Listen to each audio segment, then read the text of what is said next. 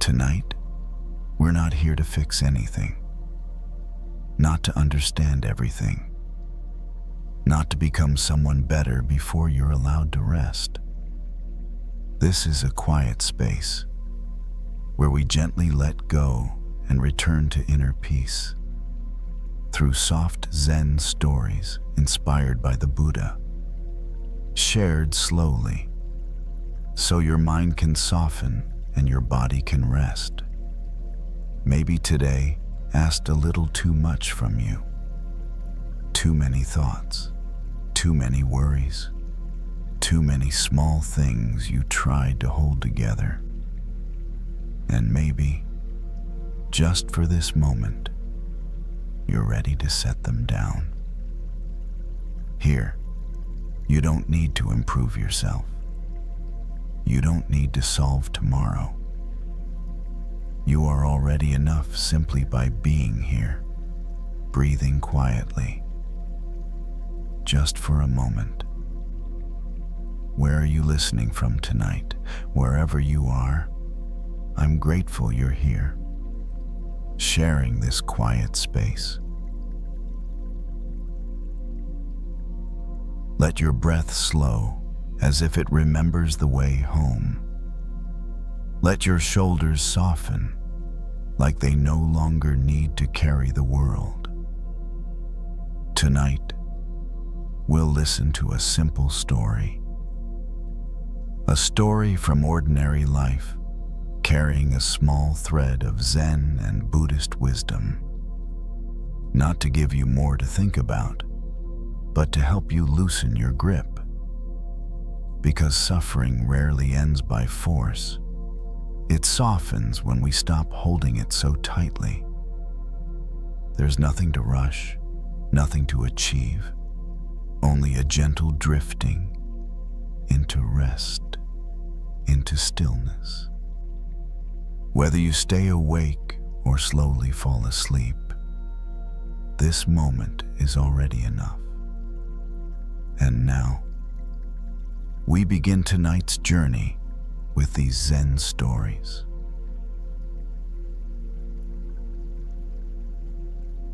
Some smells aren't overpowering, but if you carry them long enough, they wear you down.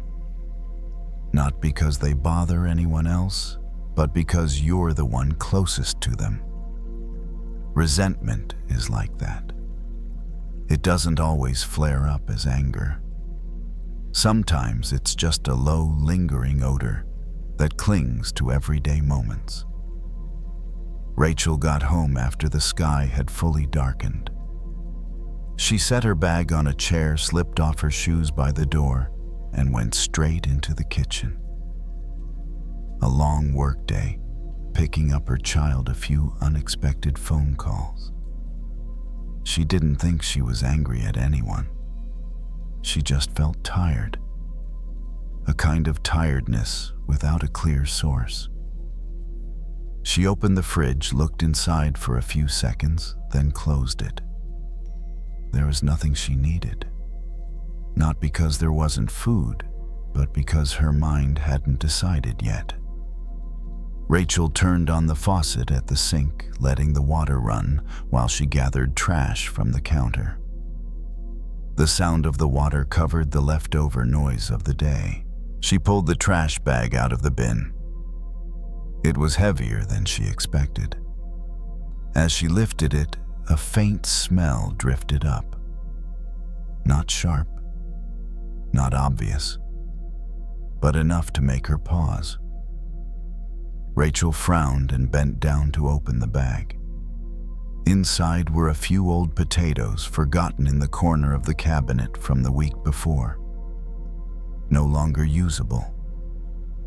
She tied the bag shut, a familiar motion, then set it on the floor, getting ready to take it outside. But before leaving, Rachel stood still for a few seconds. Not because of the smell, but because of another feeling, one she recognized right away, rising quietly in her chest. She thought about a conversation from earlier that afternoon, a careless comment, A remark that seemed small. Rachel had nodded, smiled lightly, said, "It's fine." But her body hadn't forgotten. It held on to the feeling the way the trash bag held the smell of what had gone bad. Rachel didn't think of herself as someone who holds grudges. She didn't raise her voice. She didn't argue. She didn't retell the story. But some emotions, when they aren't spoken, find their own way to stay. They settle into a corner somewhere, waiting until they're heavy enough to start bothering you. She took the trash outside and dropped it into the large bin in front of the house. When the lid closed, the smell vanished instantly. Rachel stood there for a moment and took a deep breath. The night air was cool and clean. A small sense of relief arrived faster than she expected. Back in the kitchen, Rachel washed her hands. Warm water ran between her fingers. She noticed she'd been gripping the trash bag tighter than necessary. Her hand felt slightly sore. So did her shoulders. She let her shoulders drop and allowed the water to carry away whatever was still clinging. A very simple thought appeared. If she kept that bag of rotten potatoes in the kitchen for a few more days, no one would be affected more than her. The smell wouldn't drift into the neighbors' houses. It would stay right here closest to her. And resentment works the same way. Rachel leaned back against the sink as the water slowed. She didn't try to analyze her feelings. She didn't need to name them. She just noticed that some things had reached the point where they needed to be taken out. Not to prove she was right, just so she wouldn't have to live with the smell anymore. She turned off the faucet. The kitchen grew quieter. Soft yellow light reflected off the clean counter. Nothing big had changed.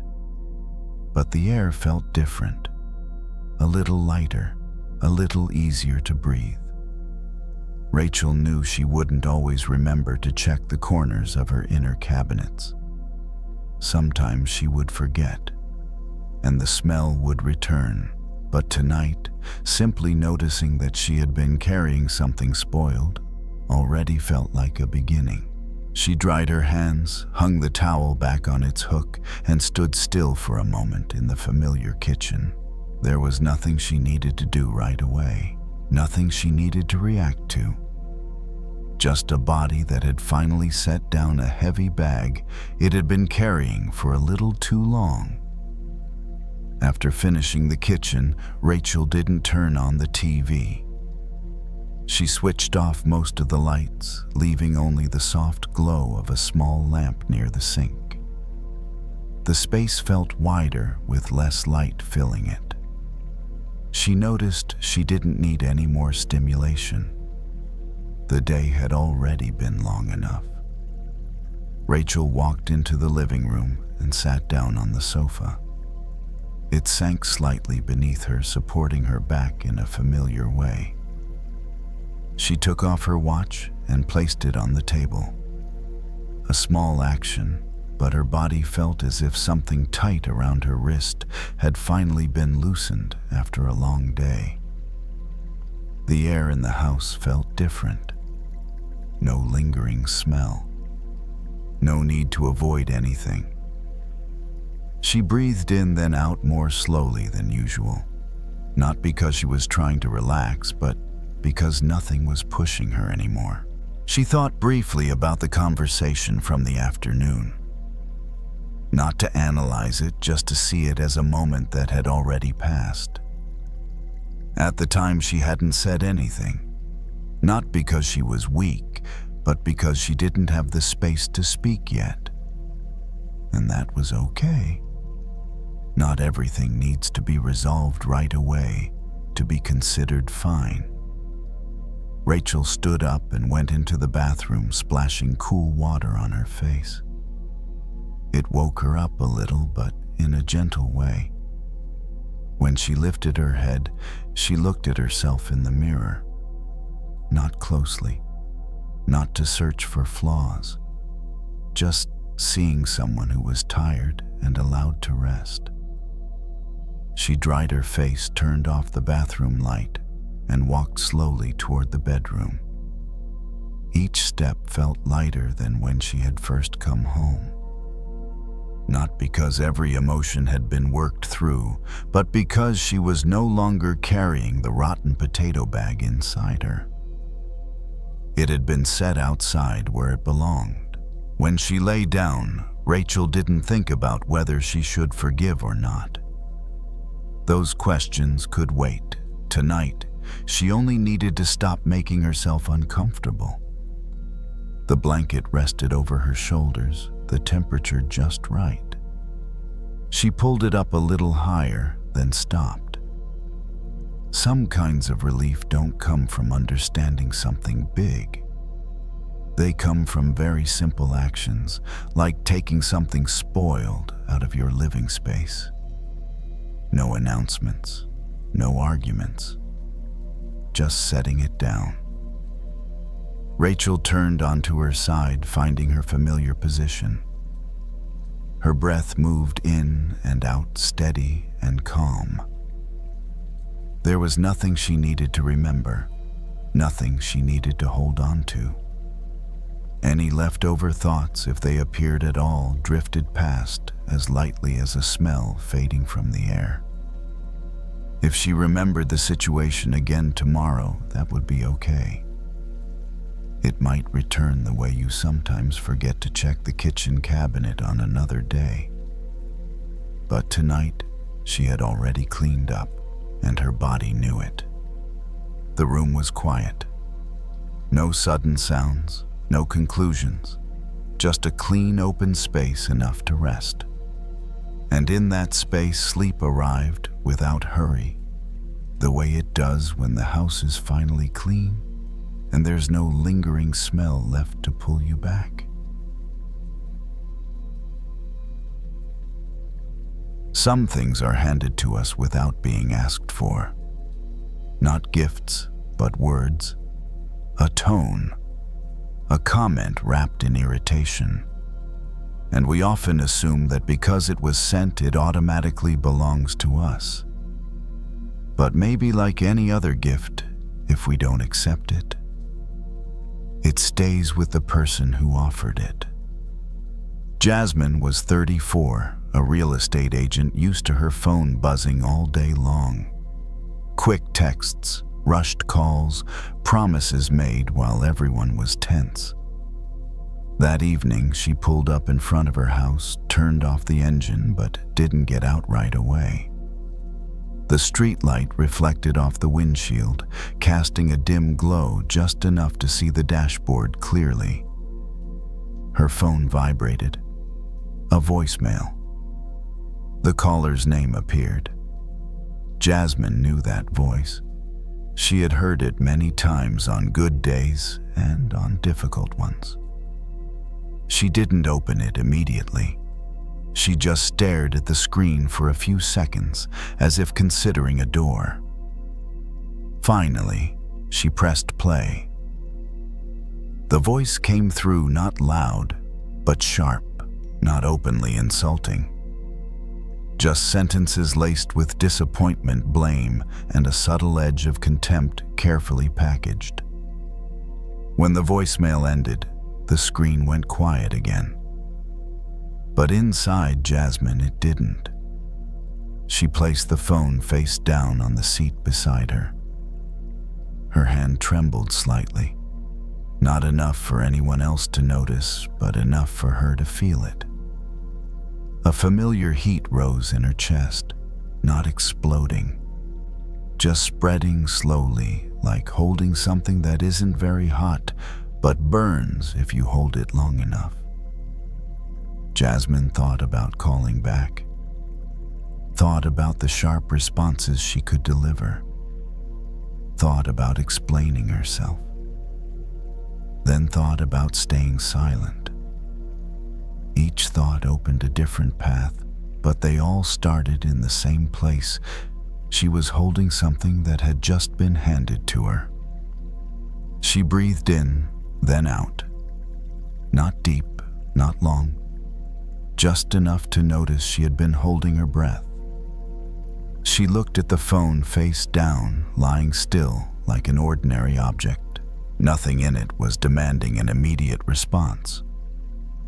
There was no countdown clock, no rule forcing her to open her hands and receive it. Jasmine remembered an old question she'd heard somewhere before. If someone gives you a gift, but you don't accept it, who does the gift belong to? She didn't think about it as a moral lesson. It simply appeared clear and real, right there on the passenger seat beside her. The words in that voicemail, however unpleasant, were only sounds that had already passed. They couldn't enter her body unless she opened the door. But her habit, like many people's, was to open that door quickly, to take it in, and carry it along. Jasmine rested her hand on the steering wheel. Her fingers touched the cool surface. She noticed the contrast between that coolness and the heat spreading in her chest. Both existed at the same time.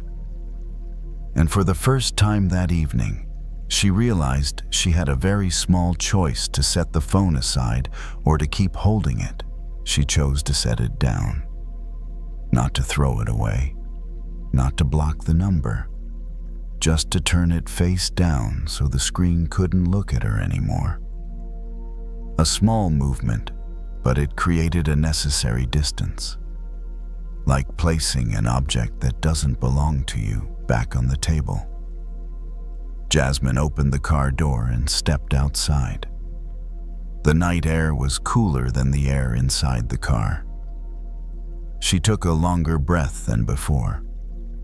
The heat didn't disappear immediately, but it stopped being fed. No replies formed in her mind. No new story took shape. She locked the car, heard the familiar click, and walked toward the front door. The phone stayed in her pocket silent. The gift was still there, but it hadn't been accepted. And that alone was enough to send the evening in a different direction. Jasmine stepped inside and closed the door behind her. The sound was soft, just enough to signal that the long day was now outside. She didn't turn on all the lights. She left only the gentle glow from the living room, just enough to see where she was going. The quiet welcomed her without asking for anything more. She set her keys on the table, hung up her jacket, and stood still for a few seconds. Not out of hesitation, just letting her body recalibrate like after leaving a noisy place. In that quiet pause, Jasmine noticed that her phone was still silent in her pocket. No vibration, no light, nothing reminding her that something needed a response. She took the phone out and placed it on the table beside the sofa face down.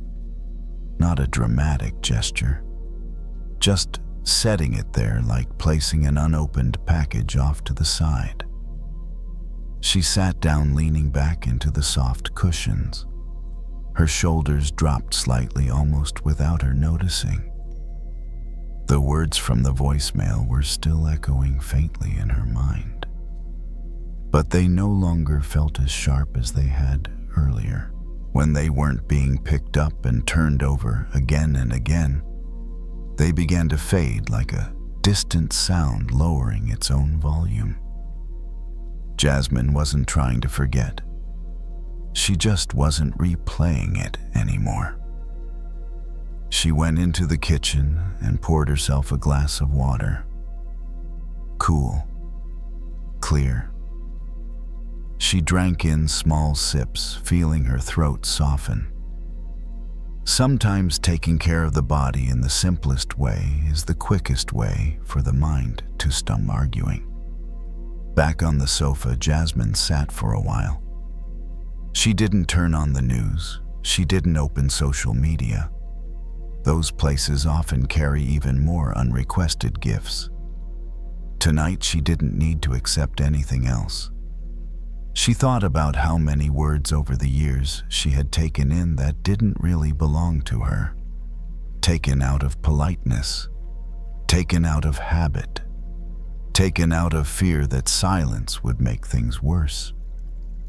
But silence sometimes is just closing the window when the wind gets too strong. Jasmine stood up and went into the bathroom, splashing cool water on her face. It washed away the fatigue of the day. When she lifted her head, she looked at herself in the mirror. Not inspecting, not judging, just seeing someone who was learning not to open her hands so quickly anymore. She dried her face, turned off the light, and walked slowly toward the bedroom. Each step steady, unhurried. The phone stayed in the living room. She didn't bring it with her. She didn't need to. Tonight there was no conversation that needed to keep going in her head. When she lay down, Jasmine pulled the blanket up to her shoulders. The temperature was just right. The air in the room was cool and still.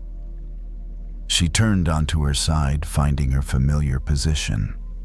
Her body responded almost immediately, as if it had been waiting for this moment. If those words return at another time, that's okay. They can exist somewhere. But they don't need to be held. Not everything that's offered needs to be accepted to prove anything. Jasmine closed her eyes. She didn't force herself to sleep. She let her eyelids grow heavy with the rhythm of her breath. Inhale, exhale, slow and even. No reaction waiting, no answer being prepared. Some nights peace comes from realizing you're allowed to refuse gently, without explaining, without pushing back, simply by not opening your hands. The room settled into silence. Everything was in its place. And in that stillness, sleep arrived without words, like setting a gift back where it truly belongs. Some wounds no longer hurt in a sharp way, but they still leave a mark. Not to keep us angry, but to remind us that something once collided there. And sometimes what exhausts us isn't the nail that's been pulled out, but the way we keep standing there, staring at the hole it left behind. Derek was 52, a mechanic used to metal parts and movements that required just the right amount of force. That afternoon, he stood behind his house, where an old wooden fence separated his small yard from the alley behind it. Late sunlight slanted through the fence boards, forming long, narrow streaks of light. The space was quiet, filled only with a light breeze and the smell of freshly cut grass. In Derek's hands were a hammer and a pair of pliers. He wasn't fixing a car today, just tightening a few loose boards. Small, familiar work that didn't ask much thought. He bent down, clamped the pliers around an old nail, and pulled slowly. The metal made a soft sound as it came free from the wood. The nail was out, but the hole was still there. Small, easy to miss if you weren't looking closely. Derek brushed his fingers lightly over the edge of it, feeling the rough grain of the wood. It didn't hurt. There was just a faint sense of emptiness. He thought about his most recent apology. Nothing loud, nothing dramatic, just a sentence spoken after a few days of silence. The other person had nodded, had said, "It's okay." And logically, the matter was settled. But inside him, something hadn't quite smoothed out yet. Derek wasn't someone who held on to things for long. He was used to fixing problems, repairing what was broken, replacing what was worn, tightening things until they were done. But some things once pierced don't return to their original state right away, even after the nail is removed. Not because forgiveness didn't happen, but because the material needs time. He slipped the nail into his pocket and moved on to the next one. Each nail he pulled left behind another small hole in the fence. From a distance, nothing looked different. But Derek knew they were there. Like moments in life that seem resolved, yet still leave faint traces behind. The wind picked up slightly. Derek straightened, stretching his back. His spine gave a quiet pop. He let out a longer breath than usual, not from fatigue, but from noticing something shift. Not everything needs to return to perfect to be considered okay. He bent down and took a thin sliver of wood, tapping it gently into one of the holes with a hammer. The motion was slow and careful. No forcing, no rushing. The new wood didn't match the old exactly, leaving a faint line where the colors met.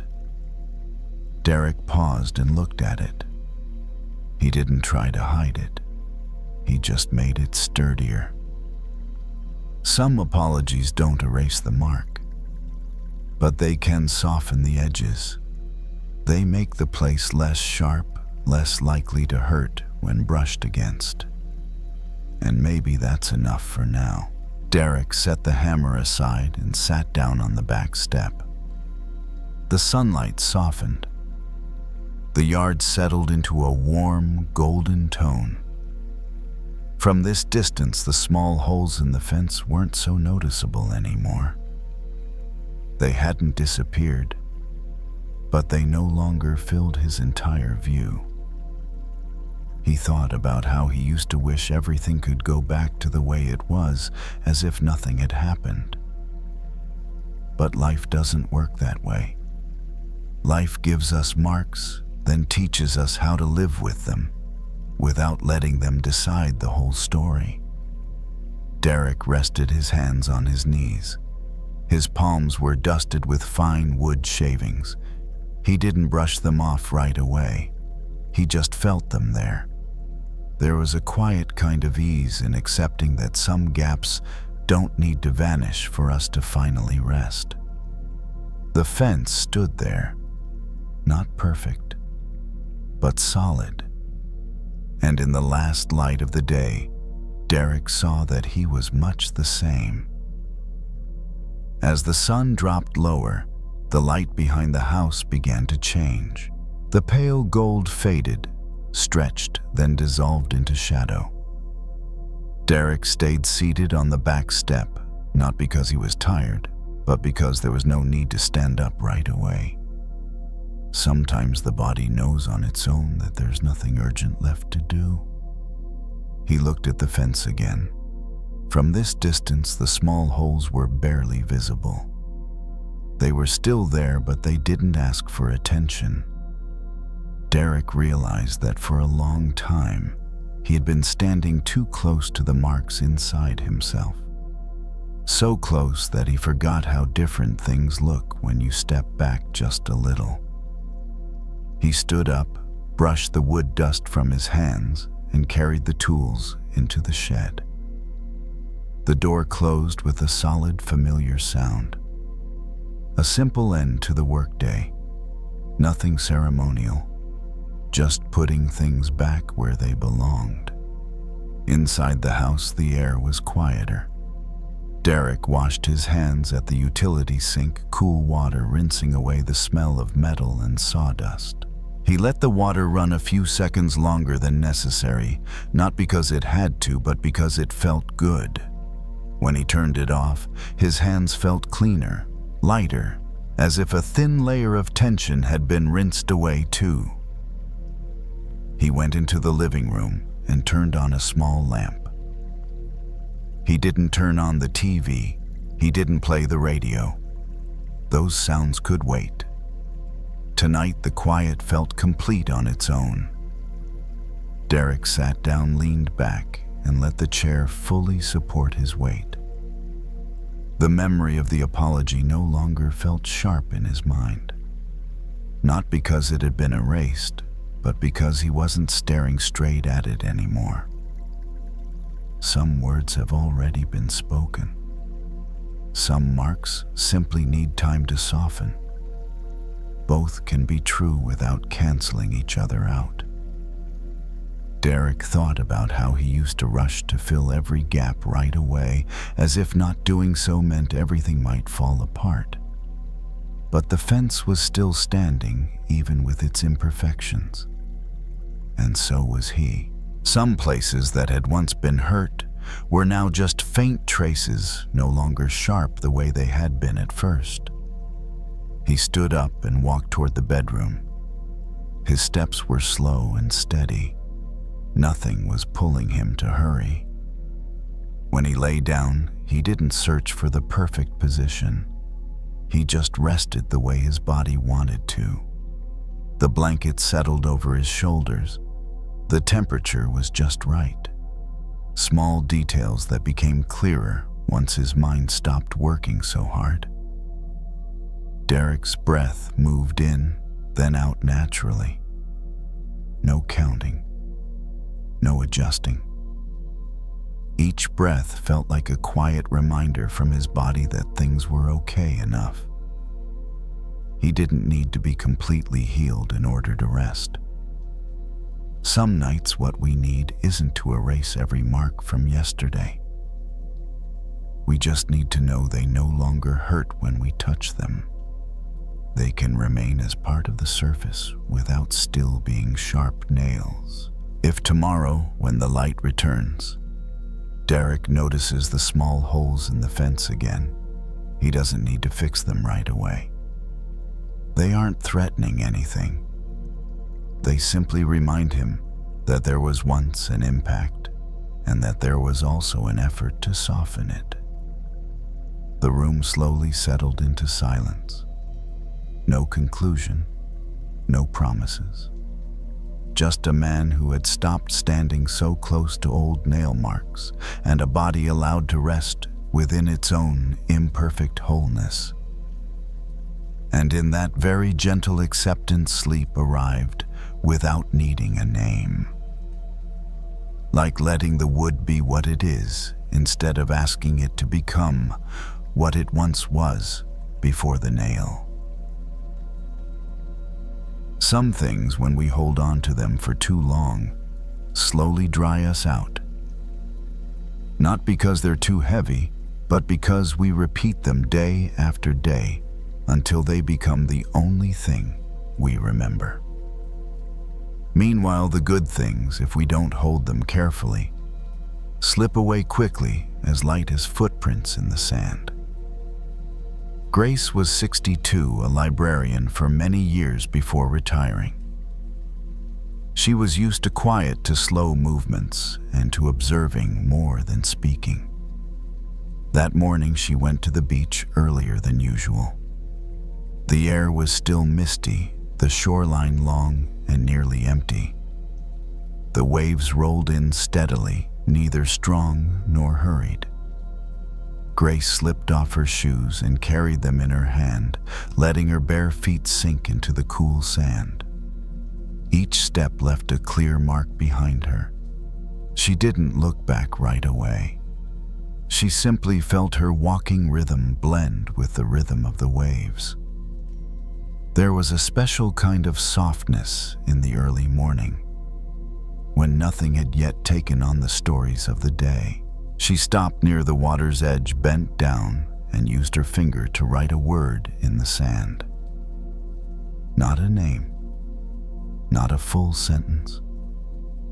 Just a familiar word, one tied to a memory she had carried for many years. When she finished, she stood up and stepped back. A wave came in. Not fast, not strong, but enough to reach the word, its edges blurred. Then another wave arrived, and the word nearly disappeared. Grace watched without a sense of loss. Only a small feeling of relief, like exhaling after holding your breath longer than you realized. She thought back to the early days after losing her partner. The pain then was sharp, unmistakable. Over time, though, it changed shape. It no longer knocked her down, but stayed as a line written over and over inside her. Each time she remembered, she rewrote it again without noticing. Grace didn't blame herself for that. Everyone has things that are hard to let go of. But standing here with the sea in front of her, she suddenly saw something clearly. Maybe not everything needs to be carved deeply to prove it once mattered. She continued walking along the beach. A little farther on, a large rock rose up, its surface smoothed by wind and water. Grace stopped and placed her hand on it. The stone was cool and solid, unmoving. She didn't write on it. She just rested her hand there, feeling its steady presence. Another image appeared in her mind, not of loss, but of an afternoon many years ago, when someone had held her hand tightly at a moment she needed it most. Such a small gesture, yet it had stayed with her for so long. It didn't need to be repeated to remain. It never faded. Grace felt the contrast clearly. Some things are meant to be carried away by the tide, and some are meant to be kept, not by repeating them, but by carving them into something strong enough to hold them. She sat down on the rock and watched the sea grow brighter. The waves continued to erase her footprints in the sand. No mark lasted long, but the beach didn't lose its shape because of that. It remained whole in its own way. Grace breathed in, then out slowly. Not as a ritual, just a breath that matched the morning. She didn't need to decide anything right now. She only needed to see that she didn't have to carry every pain like a rare possession. Some things are allowed to fade. She stood up, slipped her shoes back on, and walked slowly toward the path. Behind her, the sand smoothed itself out, no trace of the word left behind. But the rock was still there, and the feeling of that long-ago handhold was too. Grace left the beach once the sun had risen high enough for the thin mist to fade. The small road leading home was still quiet, houses closed up, as if the whole neighborhood was lingering in sleep a little longer. She walked slowly, not from tiredness, but because there was no need to rush. When she reached home, Grace placed her shoes by the door and rinsed her feet under cool water. The sand washed away quickly, leaving no trace behind. She dried her feet and stood still for a moment, feeling the cool floor beneath her. Small sensations like that, when noticed, often help the mind stop circling back to old loops. In the living room, morning light slipped through the curtains, stretching long bands across the wooden floor. Grace sat down in her familiar chair by the window. A few old photographs rested neatly on the table. She didn't pick them up. She didn't need to. Those images had been held long enough. She thought about the difference between remembering and clinging. Remembering allows something to have a quiet place in the heart. Clinging drags it everywhere, never letting it rest. She realized that for many years she had been doing both at once, and it had tired her more than necessary. Grace stood up and opened the window, Morning air flowed in, carrying a faint saltiness from the sea. The breeze stirred the curtains gently. Nothing was disturbed. It was just the soft movement of a new day beginning. She returned to her chair and closed her eyes for a short while. Not to stop her thoughts completely, just to let them pass without sticking. Old images drifted by, then moved on. No need to hold. No need to push away. Grace noticed that the good things in her life had never needed constant repetition to stay real. They were there solid as stone, even without being named. And the painful things, when allowed to be carried off by the wind, no longer felt as sharp as before. The morning passed slowly. Grace made a cup of tea and set it on the table, watching the steam rise and disappear. She took a small sip, feeling the warmth spread. Nothing remarkable, but enough. As afternoon arrived, the light shifted. Grace didn't return to the beach. She didn't need to. The morning moment was enough to stay with her through the day. It didn't need to be repeated to prove it was real. That evening, Grace prepared to sleep early. She turned off most of the lights, leaving the familiar dim glow. When she lay down, she didn't think about the words she had written in the sand. They were gone. She didn't cling tightly to the good things either. They were already there. Her breathing was steady and light. There was no sense of lack. Nothing that needed to be resolved before sleep. Just a clear distinction between what needed to be let go and what was allowed to remain. If old memories return tomorrow, Grace knows she can write them in the sand again. Not to avoid them, but to give them a way out. And if something kind appears, she knows she can carve it a little deeper without fear of losing it. The room settled into quiet. No conclusions, no reminders. Just someone who had learned where to write and a body finally allowed to rest. And in that stillness, sleep arrived naturally, like waves finishing their work on the sand, while the stone remained quietly in place. Some doors don't need to be locked from the outside. They close very softly, almost without a sound. And then we get so used to being inside that we forget we ever had the key. Ben was 31, working in startups, living alone in an apartment that was darker than it needed to be. Not because he liked the dark, but because bright light made his thoughts feel louder.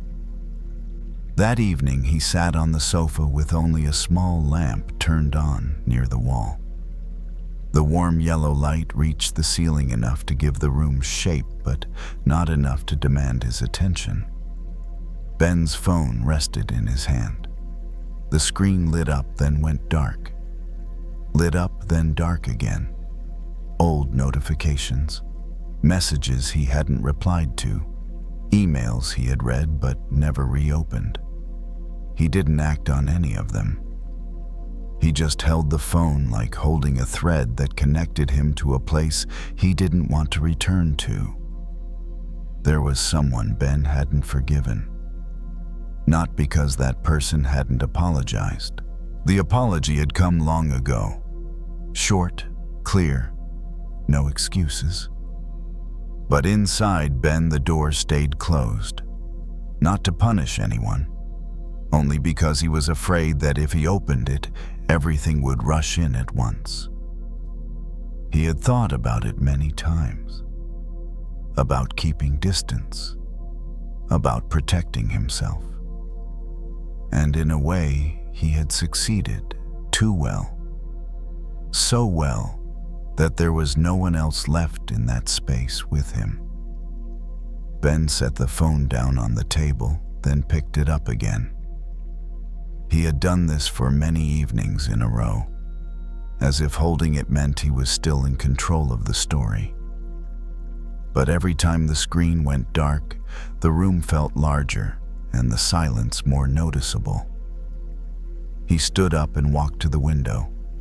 Outside, the city was still moving. Car lights stretched into long lines. No one knew he was standing there. No one was waiting for him to respond.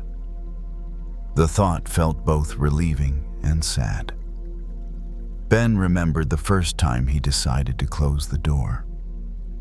There was no ritual, no announcement, just an evening much like this one, when he felt too tired to keep explaining, too tired to keep hoping. And so he closed it slowly, firmly. At first it felt like safety, like being in a room where no one could interrupt. But over time, the room stayed the same while he changed. The air grew heavier. The distance between him and the world stretched longer. Ben returned to the sofa and sat down. He unlocked the phone, looked at the screen, then locked it again. A small click echoed in the quiet. The sound made him pause, not because it was loud, but because it was familiar. Familiar enough that he'd never really noticed it before. He tried something very small. He didn't open an app. He didn't read a message. He simply placed the phone face down on the table, so the screen could no longer look at him. A sense of emptiness appeared right away, like closing a side door and suddenly realizing how quiet the main room is. Ben rested his hands on his thighs. His shoulders were tight. He let them drop slightly, not to relax, just because they were tired. In that moment, he noticed something that surprised him. This door might never have been locked from the outside at all. No one was standing guard. No one was holding the key. There was only him sitting here, used to staying inside. The thought didn't make him jump up and open the door right away. It simply created a small opening, just enough to let the space feel less suffocating. Ben leaned back into the sofa. The yellow light was the same. The room was the same. But the feeling of being trapped wasn't as solid as before. It shifted into a quiet question. If I open the door, what's the worst that could happen? He didn't answer the question. He didn't need to. Tonight wasn't the time to decide. It was enough to know that the door wasn't a wall, and that the thickest walls are sometimes built from habit alone. Ben closed his eyes for a moment, not to sleep, just to stop seeing the door. When he opened them again, the room hadn't changed, but the tightness in his chest had eased just a little. And that alone was enough to make this evening feel less like a sealed prison than it had before. Ben stayed seated on the sofa a little longer. There was no urge to do anything next. Without the phone clenched in his hand, his palms rested empty on his thighs, but the emptiness wasn't as uncomfortable as he'd imagined. It felt like taking off a heavy jacket and realizing the room temperature is just right. He stood and walked into the kitchen. He didn't turn on the overhead light, letting the glow from the living room spill in instead. Ben poured himself a glass of water and took small sips. The coolness slid down his throat, waking his body slightly, but in a gentle way. He didn't need more caffeine. Tonight he didn't need to stay alert, guarding anything.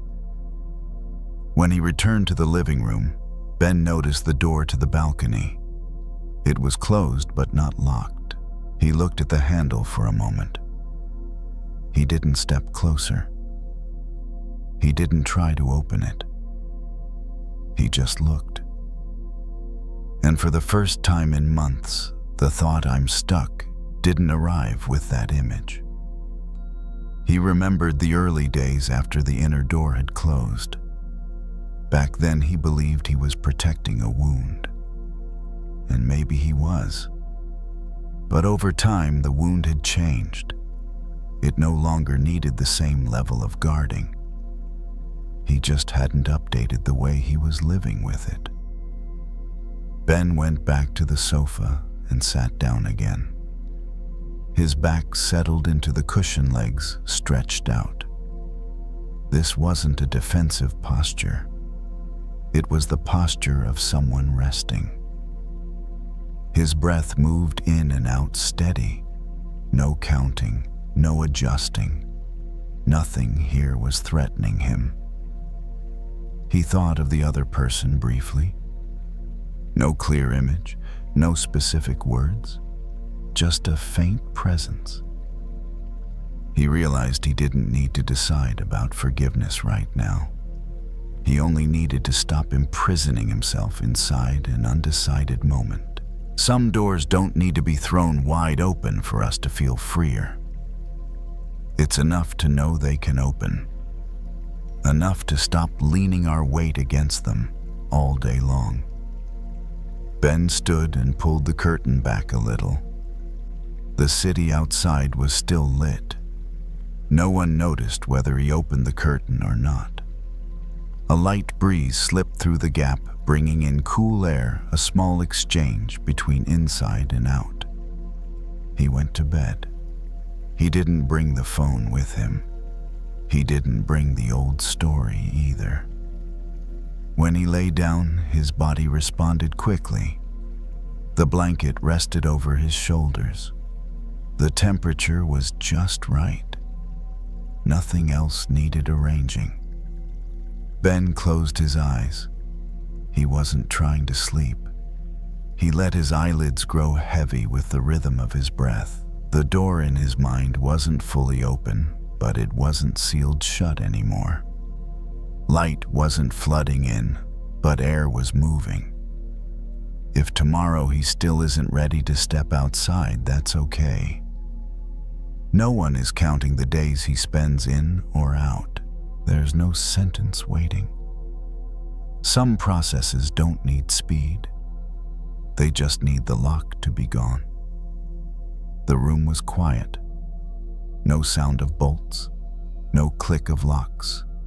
Just a man who was no longer holding himself as tightly as before, and a body allowed to rest in a space that finally felt wide enough.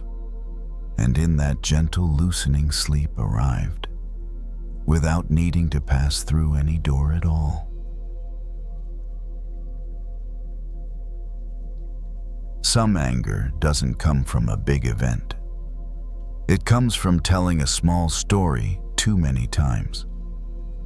Each time we retell it, we throw another dry branch into the fire.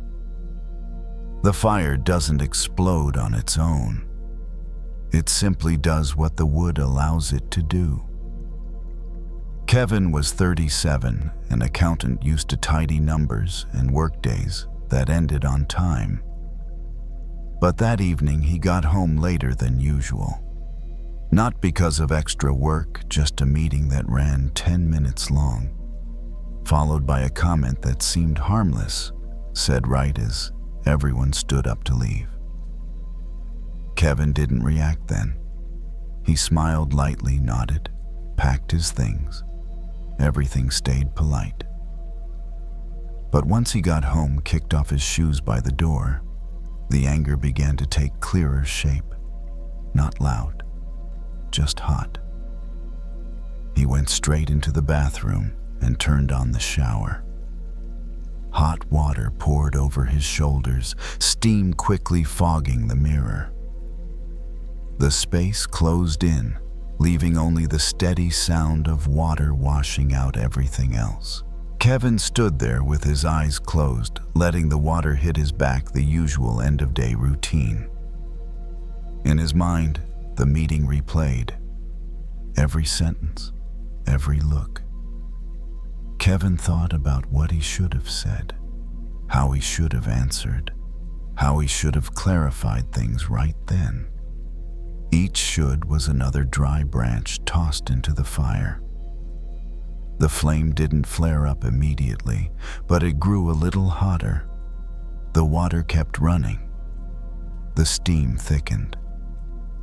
Kevin pressed a hand against the tiled wall, warm under his palm. He noticed his jaw was clenched. His shoulders were lifted higher than normal. His body was reacting to a conversation that had already ended. He opened his eyes and looked at the blurred mirror. The reflection was vague, just a figure standing still in the steam. And it hit him. The event was over. But in his head, it was still happening. Edited, expanded, repeated. Sometimes we think we're processing anger by thinking it through, but often we're just feeding it. Every branch is dry because it comes from memory. And memory, when pulled out again and again, catches fire easily. Kevin adjusted the shower, letting the water turn slightly cooler. Not much, just enough to feel the difference. The steam began to thin. The fire in his chest didn't grow anymore. It paused, waiting. He tried something else. He didn't keep retelling the story. He didn't argue in his head. He didn't prepare imaginary responses.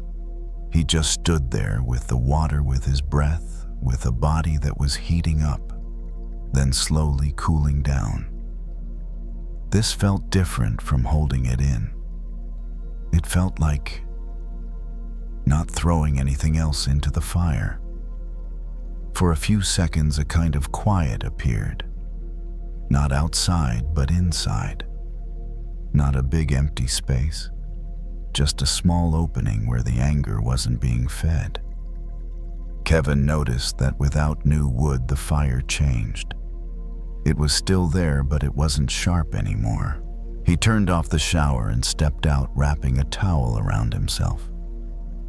Cool air touched his skin clearly. Kevin breathed in, then out. Not deep, not long. Just enough to notice his chest wasn't tight anymore. In the mirror, his reflection slowly came back as the steam faded. Nothing special, no look of triumph. Just someone who had stopped in the middle before the fire could spread. Kevin dried his hair and hung the towel on the hook. Familiar motions, steady, thoughtless. In his mind, the meeting story wasn't running anymore. It still existed, but it wasn't being told.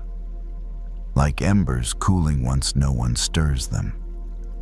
He stepped out into the living room. The light was soft. The space was quiet. Kevin sat down and felt his body sink slightly in a comfortable way. Not exhausted, just no longer tense. Some nights, what drains us isn't the first spark of anger. It's all the dry wood we add afterward, believing we're making things clearer. But fire doesn't need clarity. It only needs fuel. Kevin leaned back and closed his eyes for a moment. The fire inside him wasn't completely out, but it wasn't being fed anymore. And that alone was enough for the evening to begin to soften. Kevin sat quietly on the sofa. He didn't turn on the TV. He didn't pick up his phone. The room was lit only by the soft yellow glow of a lamp in the corner. This space didn't ask him to react, to keep thinking, or to prepare for anything. It simply allowed him to be still. The anger from earlier hadn't disappeared completely. It was still there like glowing embers after the flames have pulled back. But when Kevin didn't stare at it, didn't poke at it, it began to cool on its own. No water needed, no force, just time and quiet. He stood up, went into the kitchen, and poured himself a glass of water.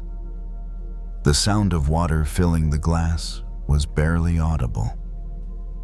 Kevin drank in slow sips, feeling his throat soften. Sometimes bringing attention back to the body is the fastest way to stop the mind from spinning. Back on the sofa, Kevin stretched his legs out in front of him. The backrest supported his weight. His shoulders dropped lower than before, his jaw unclenched. Small signs, but his body noticed immediately. It knew when it no longer needed to stay on guard. In Kevin's mind, the meeting from earlier appeared only faintly now. No clear sentences, no chain of imagined replies.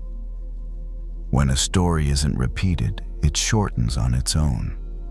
Like a fire without wood, first dim red, then gray. He realized something very simple. Not every thought needs to be followed all the way through to be considered processed. Some thoughts finish their work the moment we stop feeding them. Kevin walked into the bedroom. No rush, no phone in hand. He turned on a small lamp just enough to see. As he sat on the bed, he felt the difference between now and when he'd first come home. His body felt heavier in a comforting way, no longer tight like a drawn string. He lay down and pulled the blanket up to his shoulders. The temperature was just right. The room was cool and still. Kevin turned onto his side, finding his familiar position. No thought jumped up demanding to be resolved. What remained was only a faint afterglow, like warmth lingering in a kitchen after cooking is done.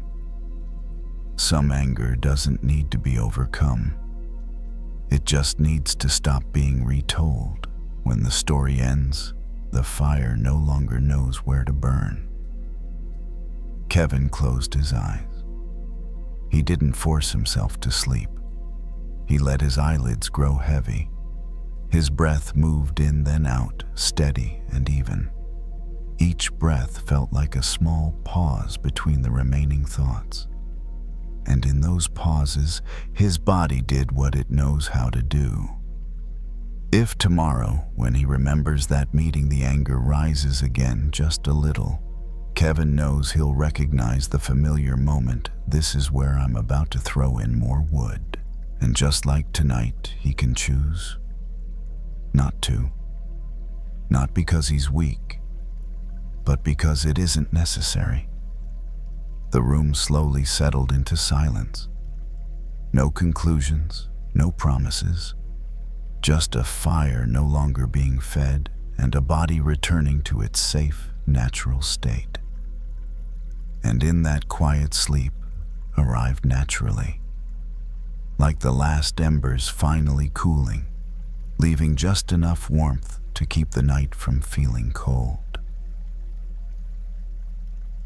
Some words, when left unsaid, begin to speak inside us again and again. Not to be heard, but to be carried. And sometimes what exhausts us isn't that the other person doesn't understand, but that we've been carrying those unspoken words for far too long. Lila was 55, a volunteer at an end-of-life care center. Her work required quiet presence, listening more than advising. She was used to unfinished sentences, to things left unsaid before time closed in. Maybe that was why that evening when she got home, she felt a familiar pull to write. She turned on the small desk lamp in her study.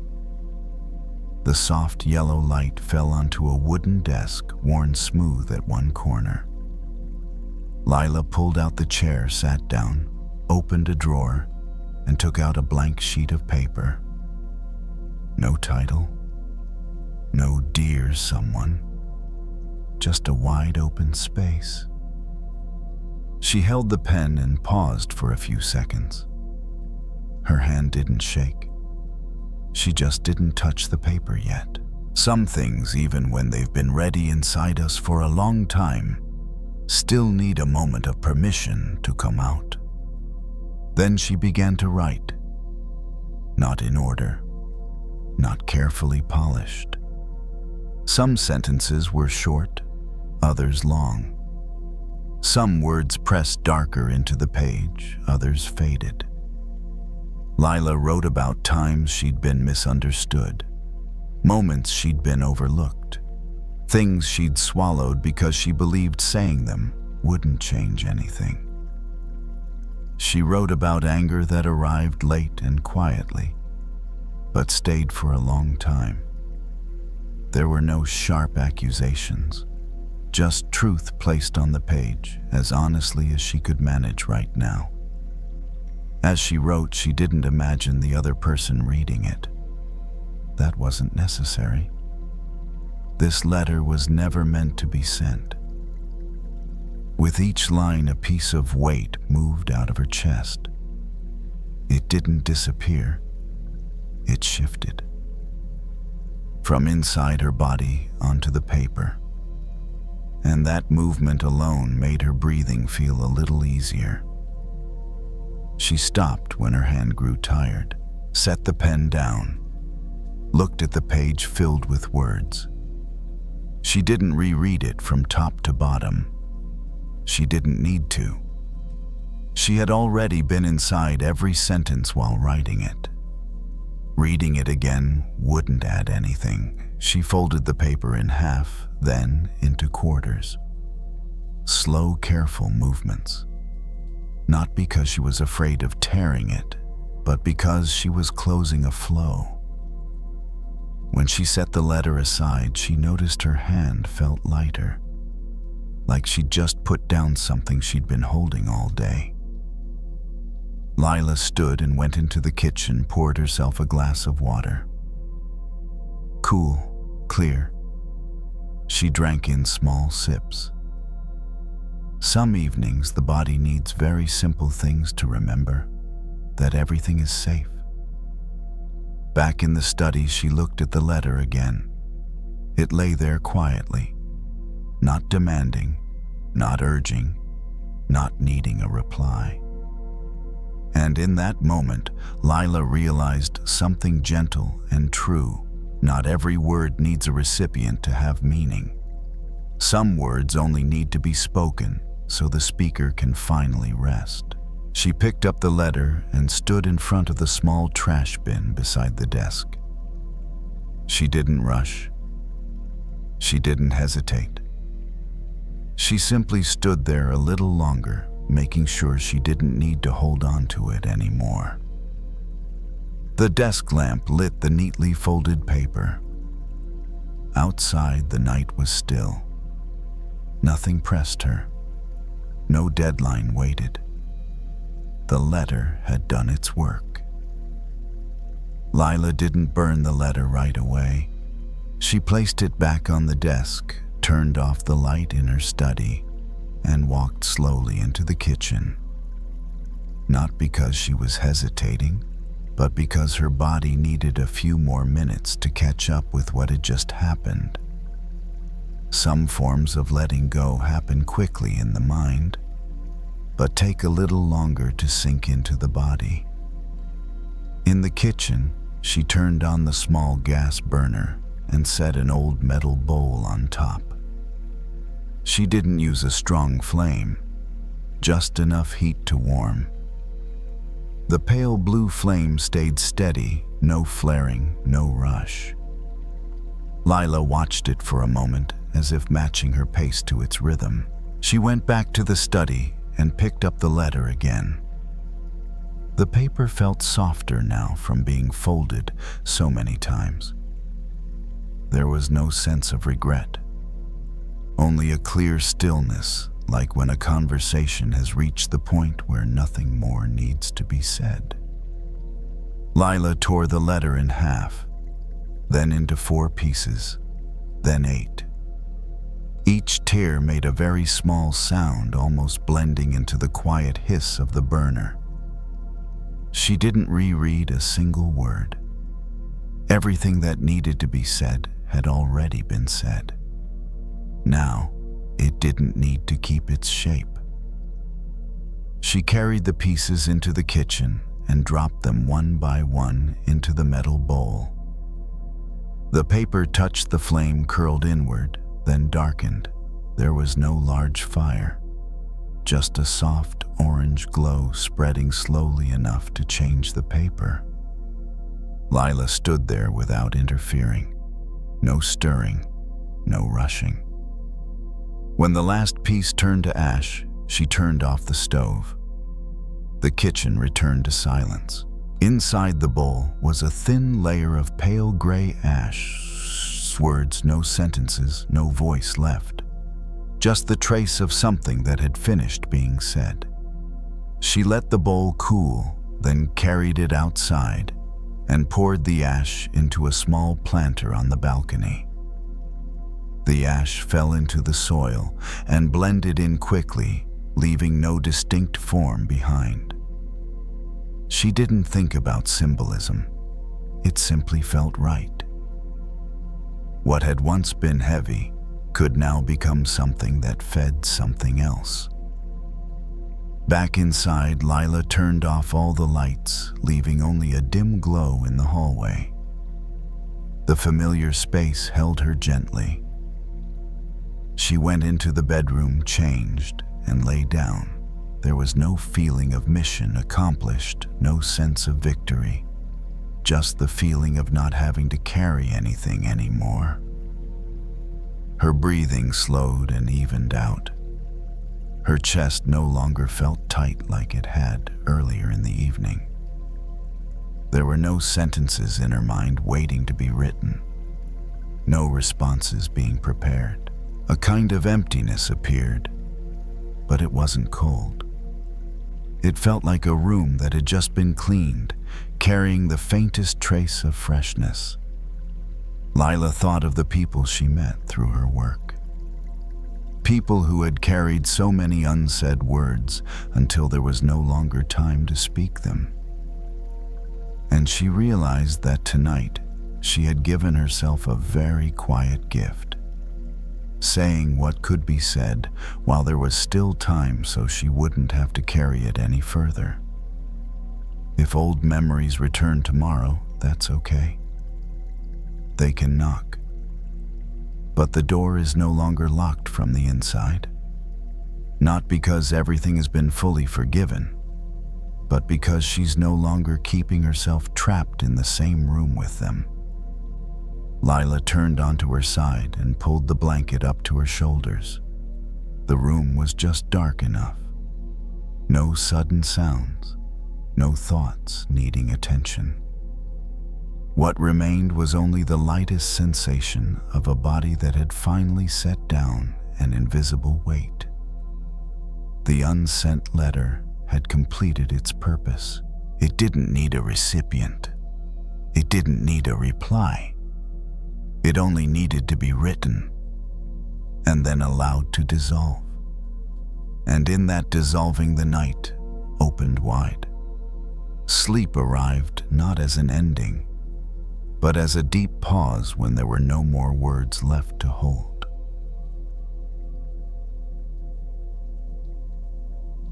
The mirror didn't break loudly. Grace noticed it the next morning when the light from the porch hit the glass at an angle it didn't usually reach. A thin line ran across the corner, quiet and pale, like something that had happened while no one was watching. She stood there for a moment longer than necessary, holding her coffee, letting the kettle click off behind her. She didn't remember dropping it. She didn't remember a sound in the night. Just this line now here. Grace was 62, retired, the kind of person who noticed small things because life had finally slowed down enough to make room for them. She set the mug down, touched the edge of the mirror with one finger, careful not to press. The glass was still smooth. The crack didn't cut. It just interrupted. Later that evening, she carried the mirror out to the porch.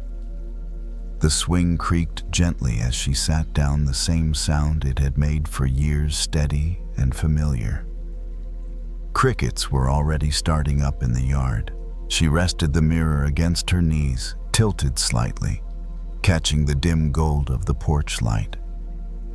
There had been a time when Grace would have thrown it out right away. Broken meant done. Replace it. Move on. But she didn't feel rushed tonight.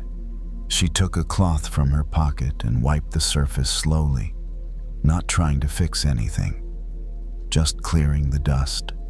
Her reflection fractured as she moved her face, appearing in pieces that didn't quite line up. It was strange how even a small break could change the whole image. Grace thought about how anger works the same way. It doesn't always come in shouting or slam doors. Sometimes it settles in quietly. It waits.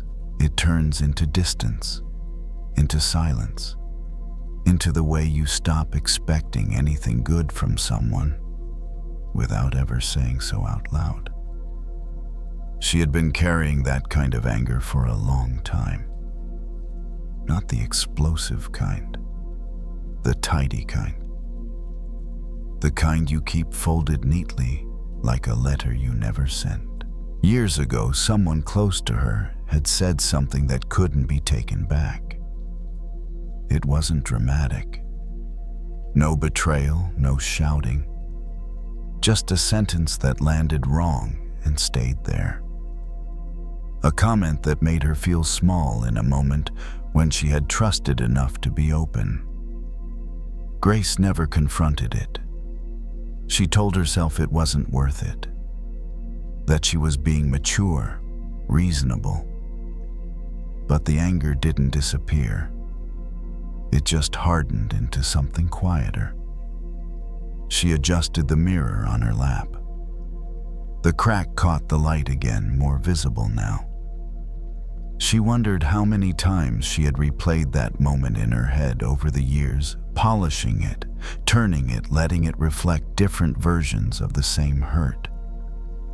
Forgiveness had always sounded to her like pretending the crack wasn't there, like forcing the glass back into a shape it no longer had. She wasn't interested in that. The porch was cool now. A breeze moved through the trees, lifting the leaves just enough to make them whisper. Grace rested her hands on the frame of the mirror and let her shoulders drop. Not in a dramatic way, just enough to notice the weight she'd been holding. There's something exhausting about anger that doesn't get expressed. It stays active. It keeps checking the past, like it might change if you look at it one more time. It sharpens your memory. It edits your expectations. It makes the world feel a little harder than it needs to be. Grace hadn't realized how much of her energy had been leaking into that old moment until now, sitting here watching her reflection split and rejoin with every shift of light. She thought about what it would mean to fix the mirror. Not to make it invisible, not to erase the crack, but to let it exist differently. Years ago, she had seen a documentary about a Japanese art form, kintsugi, broken pottery repaired with gold. The cracks weren't hidden. They were traced, honored. The object wasn't restored to what it was before. It became something else, more honest, more deliberate. Grace smiled a little at the thought, not because it solved anything, just because it felt truer than the idea of going back to normal. She wasn't ready to forgive the way people usually talk about forgiveness, She didn't feel warm or generous. She didn't feel like reaching out. What she felt was tired. Tired of holding something sharp so carefully. She set the mirror down beside the swing and leaned back, letting it sway slightly. The rope creaked again. The sound filled the quiet in a way that didn't demand attention. For the first time in a long while, Grace considered this. Maybe forgiveness isn't about the other person at all. Maybe it's about changing how you carry what happened. The mirror, broken and still useful, waited beside her. It wasn't asking to be fixed tonight. It wasn't asking for a decision. It was just there. And for now, that was enough. Grace didn't try to repair the mirror that night. She left it leaning against the porch wall just inside the circle of light. Before going back into the house, she paused and looked at it once more. The crack was still there, clear and honest. Nothing had changed, and yet something had loosened. Inside the house felt quieter than usual. Not silent, just unburdened. Grace moved through the rooms without turning on extra lights. The familiar sounds followed her, the soft hum of the refrigerator, the faint tick of the hallway clock. Ordinary sounds, anchoring sounds. When she washed her hands at the sink, she noticed how warm the water felt against her skin. She let it run a second longer than necessary, watching it slip through her fingers and disappear down the drain. There was no rush to finish, no thought she needed to catch. Anger often convinces us that it's doing something useful, that it's protecting us, that if we keep it close, we won't be hurt again. But standing there, hands wet, shoulders relaxed, Grace could feel how heavy that protection had been, how much effort it took to keep it intact. She dried her hands, slowly folded the towel neatly, and set it back where it belonged. Small motions done without commentary. Her body seemed to know what to do before her mind tried to explain it. Later, lying in bed, Grace stared at the ceiling fan as it turned at its lowest setting. The air moved gently across her face. She didn't replay the old conversation tonight. She didn't rehearse a response she'd never send. The memory still existed somewhere inside her, but it no longer demanded center stage. That surprised her. Forgiveness, she realized, might not arrive as a decision. It might arrive as a quiet reduction. Less tension in the jaw, less replaying, less heat behind the eyes. Not gone, just less. The broken mirror stayed on the porch for days. Grace passed it every morning, every evening. Sometimes she caught her reflection in it, split by that thin line. Sometimes she didn't look at it at all. One afternoon, she brought out a small box from the hall closet. Inside were odds and ends she'd kept without knowing why: buttons, a loose earring, a tiny vial of gold-colored paint left over from a craft project years ago. She set the box down next to the mirror, then laughed softly at herself. Not today, she thought. There was no urgency to make it beautiful yet. What mattered more was that she had stopped seeing the crack as a failure. It was simply a record of pressure, of impact, of something that had met resistance and not fully broken. Grace rocked gently on the porch swing, eyes half closed. The air had cooled. Somewhere nearby, A dog barked once, then settled. The world continued without commentary. Anger, when held for too long, keeps the body alert. It tightens muscles. It sharpens the mind. It makes rest feel undeserved. Tonight, rest came without negotiation. Grace didn't forgive anyone in a grand way. She didn't make peace with the past. She didn't rewrite the story. She just stopped gripping it so tightly. And in that small release, something softened. The night felt wider, the air easier to breathe. The broken mirror waited patiently, unchanged. When Grace finally stood up to go inside, she didn't feel the need to bring it with her. It could stay where it was imperfect and whole enough. Some things don't need fixing right away. Some things only need space. As the lights went out and the house settled into its familiar nighttime rhythm, Grace felt her breath slow on its own. No effort, no instruction, just the quiet relief of no longer holding something sharp. The night held everything else.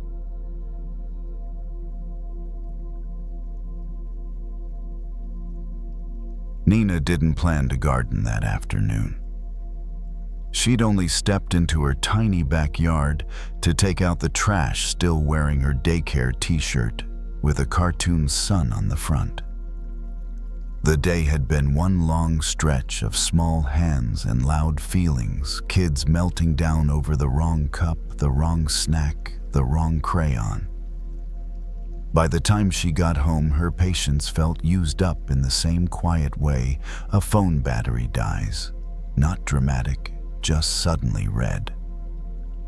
The air outside was warm, but not sticky. The kind of late-day light that makes everything look softer than it felt. Nina paused near the fence and noticed a cluster of weeds pushing up along the edge of the garden bed. Thin stems, stubborn leaves, little green flags claiming space. She stared at them longer than she needed to. Because that's what anger does sometimes. It finds a harmless target. She told herself, I should pull those. It'll take 5 minutes. It'll feel productive. She went inside, washed her hands, and came back out with a pair of gardening gloves she'd bought months ago and barely used. When she slid them on, the fabric felt stiff and new. Like it didn't know her yet, she crouched near the weeds and gripped the first one, hard tugging straight up. It snapped.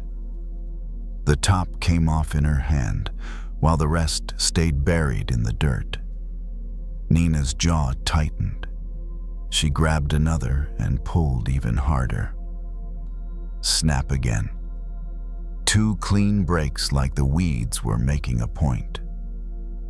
Of course, she muttered, more annoyed than the situation deserved.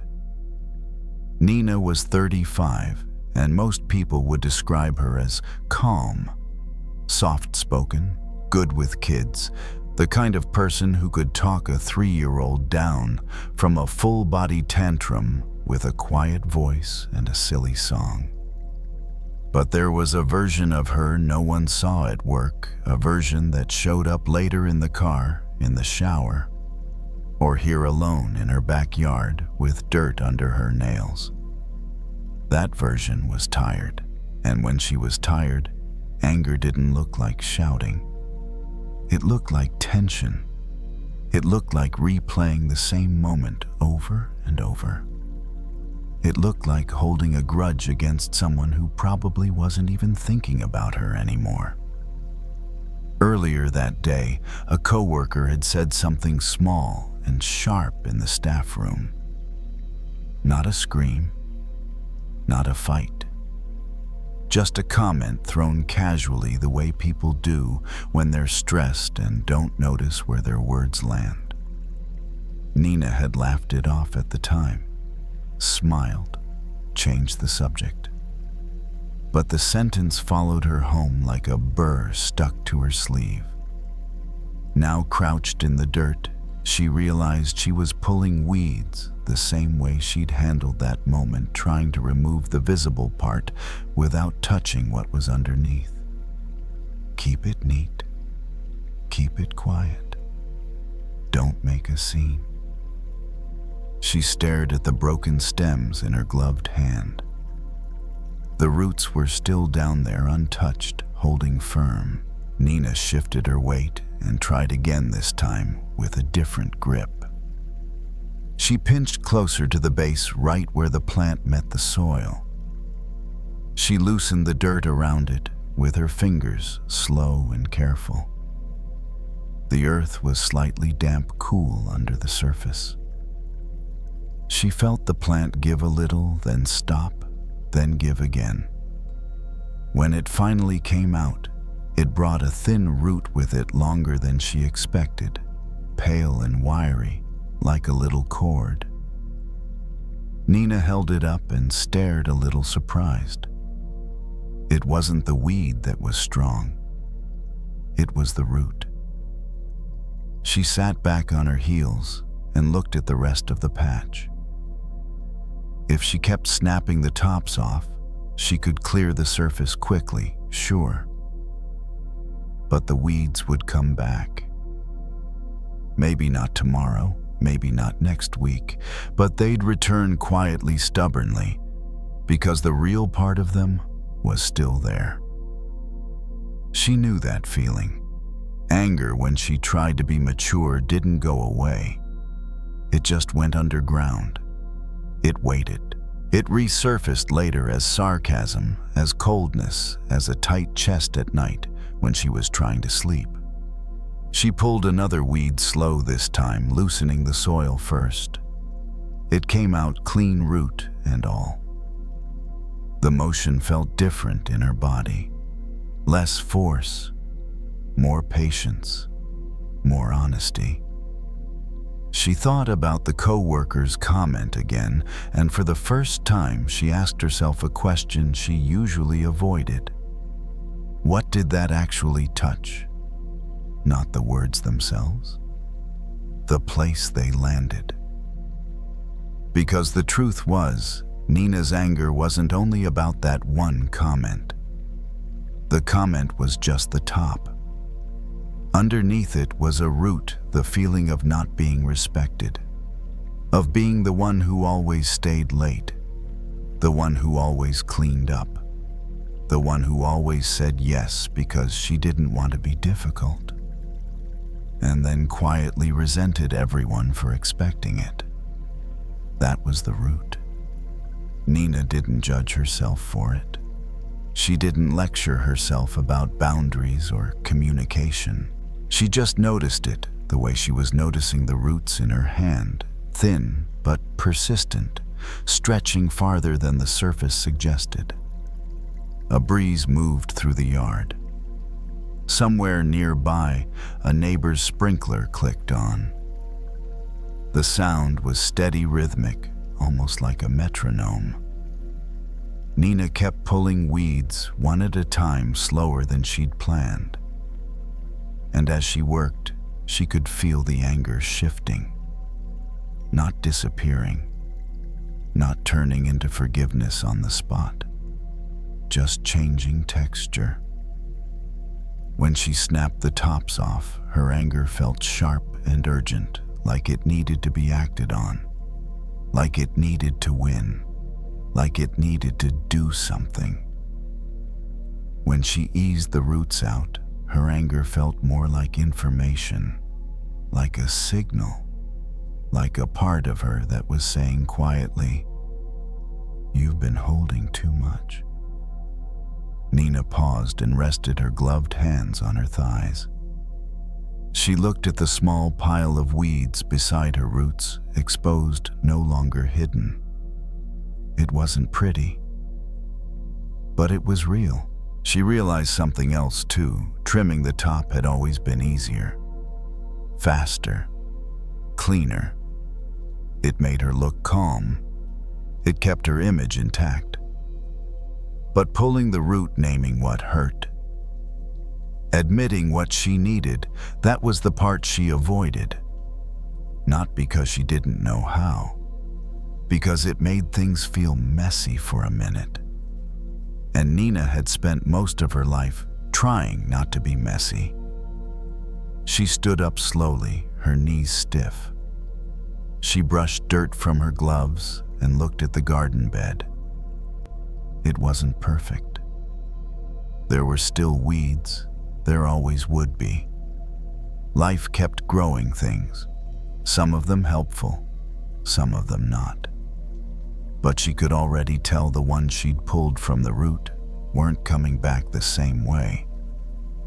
She gathered the weeds into a small paper bag. The bag crinkled softly in her hands. As she walked toward the trash bin, she felt her shoulders lower just a fraction. A tiny release. Not a dramatic breakthrough, not a speech, just a quiet understanding that sometimes anger isn't asking you to explode. Sometimes it's asking you to go deeper. And Nina, still tired, still human, still carrying the day on her skin, felt a little more willing to do that slowly, one root at a time. Nina didn't finish pulling all the weeds that day. She tied the paper bag loosely and left it by the back door, meaning to take it out later. The garden bed looked uneven now, some spots clear, others still crowded with green.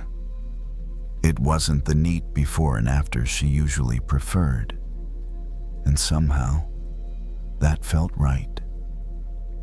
Inside, she rinsed her hands at the sink.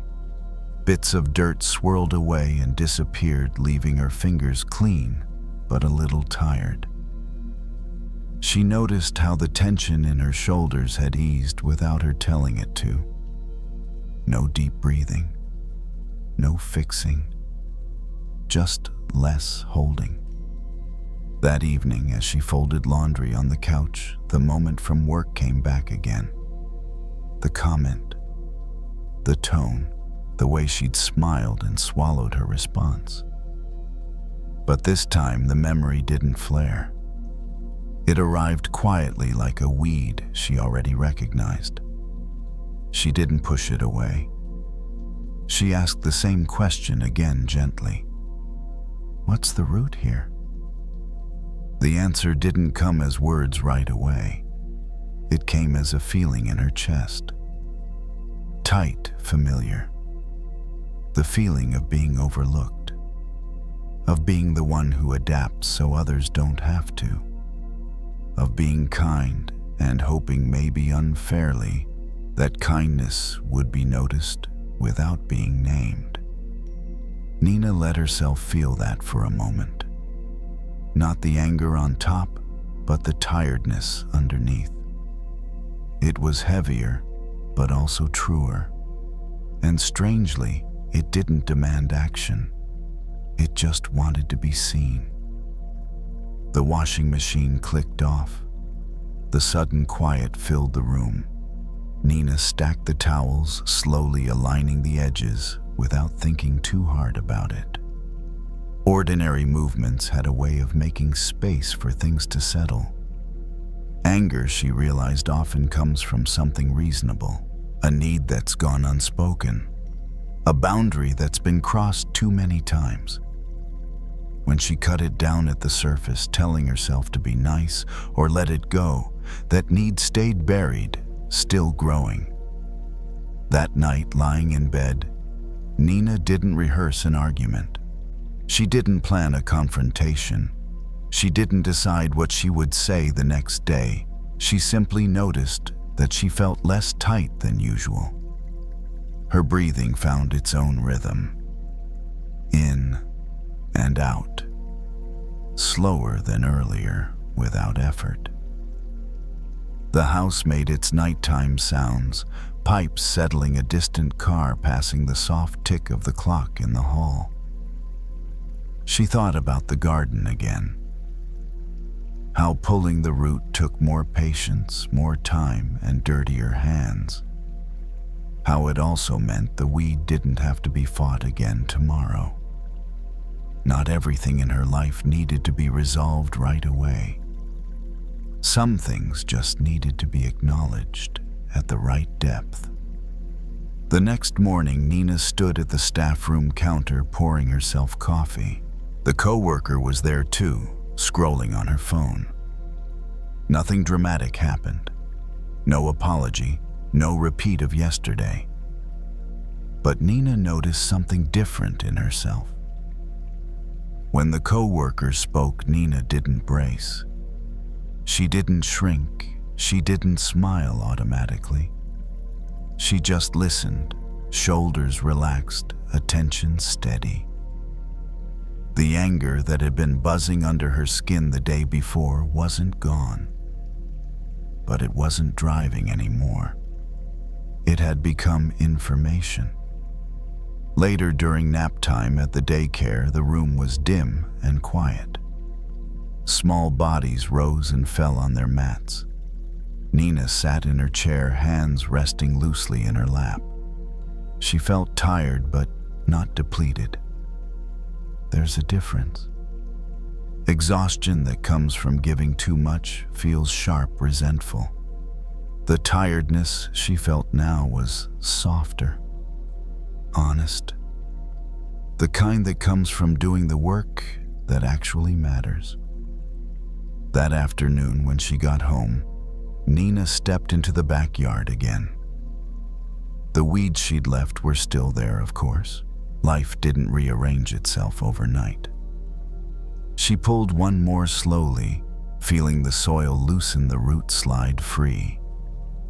She didn't rush to finish. She didn't aim for perfect. Anger, she understood now, doesn't need to be cut down or crushed. It needs to be understood at the level it grows.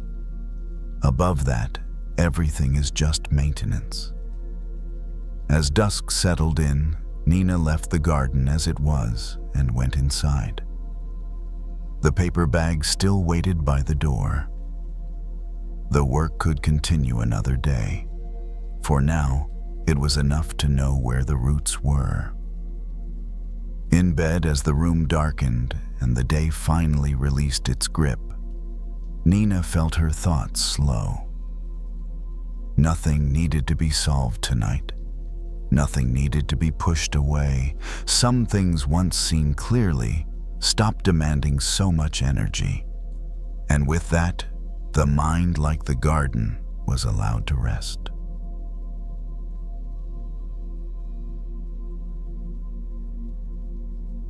The coffee machine made a tired sound as it finished brewing. Brian stood at the counter of the gas station, one hand on the lid of a paper cup, the other resting on the edge of the sink. It was late enough that the place felt hollow. No line, no rush. Just the hum of the refrigerators and the occasional car passing outside, tires hissing on the road. He added cream without really looking, snapped the lid on, and pressed it down until it clicked. The sound was small, final. He lifted the cup, felt the heat through the cardboard sleeve, and took a careful sip.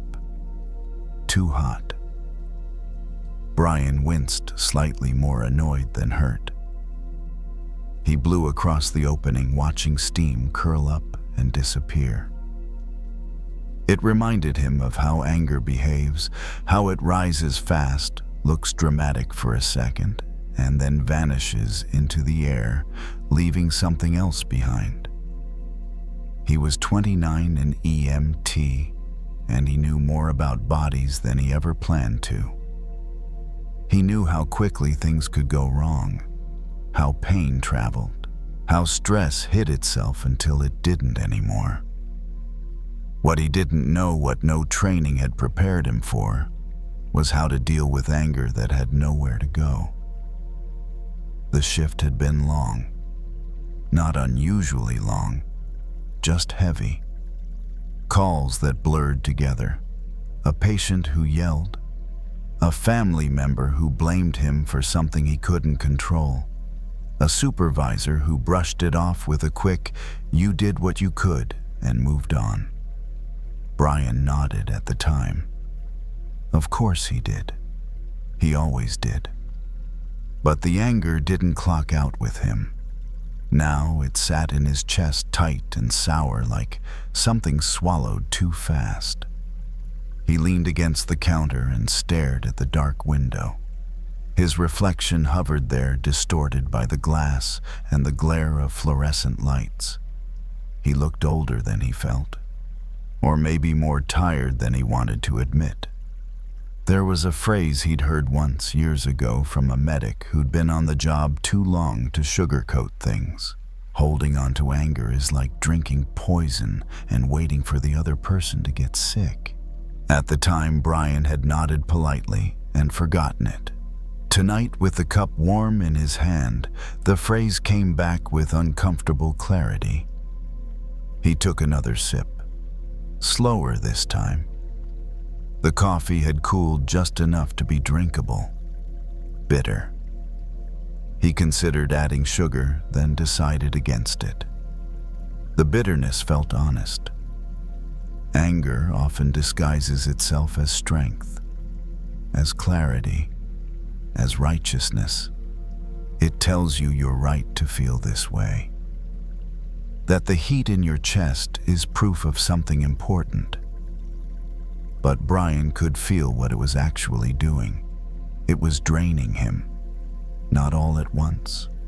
Gradually, like a leak you don't notice until the tank is empty. He paid at the register, nodded to the cashier, and stepped back outside. The night air hit his face cool and clean. He took a deeper breath without meaning to. The gas station lights cast a wide, pale circle on the pavement. Beyond that, everything dissolved into dark. Brian leaned against his car and took another sip. The coffee tasted different out here, less sharp. Or maybe his mouth had adjusted. Anger doesn't always want action. Sometimes it just wants attention. It wants to be replayed, reheated, kept warm so it doesn't fade. Brian replayed the moment again, the words that had landed wrong, the look on the family member's face, the way his supervisor had already turned away. Each replay tightened his jaw a little more. His shoulders crept up. His grip on the cup grew firmer. And suddenly, he noticed his hand. How hard he was squeezing. He loosened his fingers just a bit. The cup didn't fall. Nothing bad happened.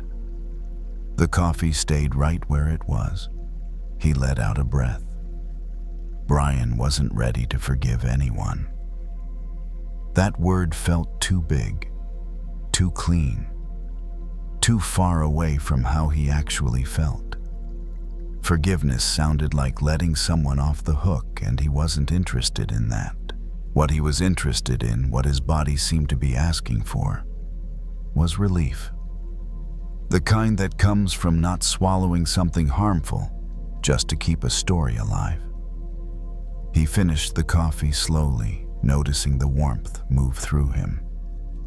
When the cup was empty, he crushed it lightly in his hand and tossed it into the trash. The sound it made was dull, unremarkable. He sat in his car for a moment before starting the engine. The dashboard lights glowed softly. The radio stayed off. There was no need for noise. Brian rested his hands on the steering wheel and stared through the windshield. The anger was still there. He could feel it. But it no longer felt like fuel. It felt like weight. And for the first time that night, he wondered quietly without judgment how much of that weight he was willing to keep carrying.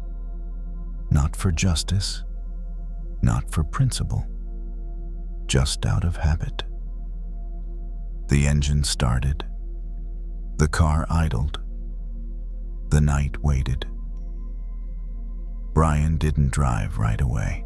The engine idled, a low, steady sound, like a reminder that movement was available, but not required. He watched the dashboard lights glow and dim as his eyes adjusted. Outside, a semi passed on the road, the air shifting briefly, then settling again. Anger has a way of convincing you that it needs to stay hot, that if it cools something important, will be lost. Brian knew that feeling well. In his line of work, alertness mattered. Edge mattered. Letting things slide felt dangerous, like lowering your guard at the wrong moment. But sitting there, hands resting on the wheel, he could feel the difference between readiness and tension. One kept you awake, the other just wore you down. He pulled out of the station and drove a few blocks before turning onto a quieter street. Streetlights appeared at regular intervals, pools of light separated by darkness. The rhythm was predictable calming. He matched his speed to it without thinking. At a red light, Brian's mind reached for the scene again. The raised voice, the accusation, the way his chest had tightened. But this time the memory didn't grab him as hard. It was there, but it felt flatter, like a photograph instead of a live feed. He noticed something else too. Each time he replayed it, his body reacted first. The jaw, the shoulders, the shallow breath. The anger wasn't living in the story, it was living in the muscles that held the story in place. The light turned green. He kept driving. There's a particular exhaustion that comes from anger you can't express. It doesn't burn out quickly. It simmers. It keeps the nervous system on standby long after the moment has passed. Brian felt that exhaustion now, deeper than the end-of-shift fatigue he was used to. He pulled into his driveway and turned the engine off. The sudden quiet was noticeable, but not jarring. He sat for a moment longer, listening to the metal tick softly as it cooled. Inside the house, he didn't turn on many lights, just the small one near the sink. He set his keys down, washed his hands, and watched the water run clear. The simple act grounded him more than he expected. Warm water, soap, rinse, dry. Anger often asks to be justified. It wants a verdict, a winner. Brian didn't give it that tonight. He gave it space. He moved through his evening routine without rushing, changing clothes, opening a window slightly, letting the cooler air move through the room. His body responded before his thoughts did. The tightness in his chest eased a notch. His breathing lengthened. Lying in bed, he stared at the ceiling and waited for the usual replay to begin. It didn't. Not right away. When the memory finally surfaced, it came without the sharp edge. He saw the faces involved. He saw himself. He saw the limits of what he could have done. There was a strange relief in that.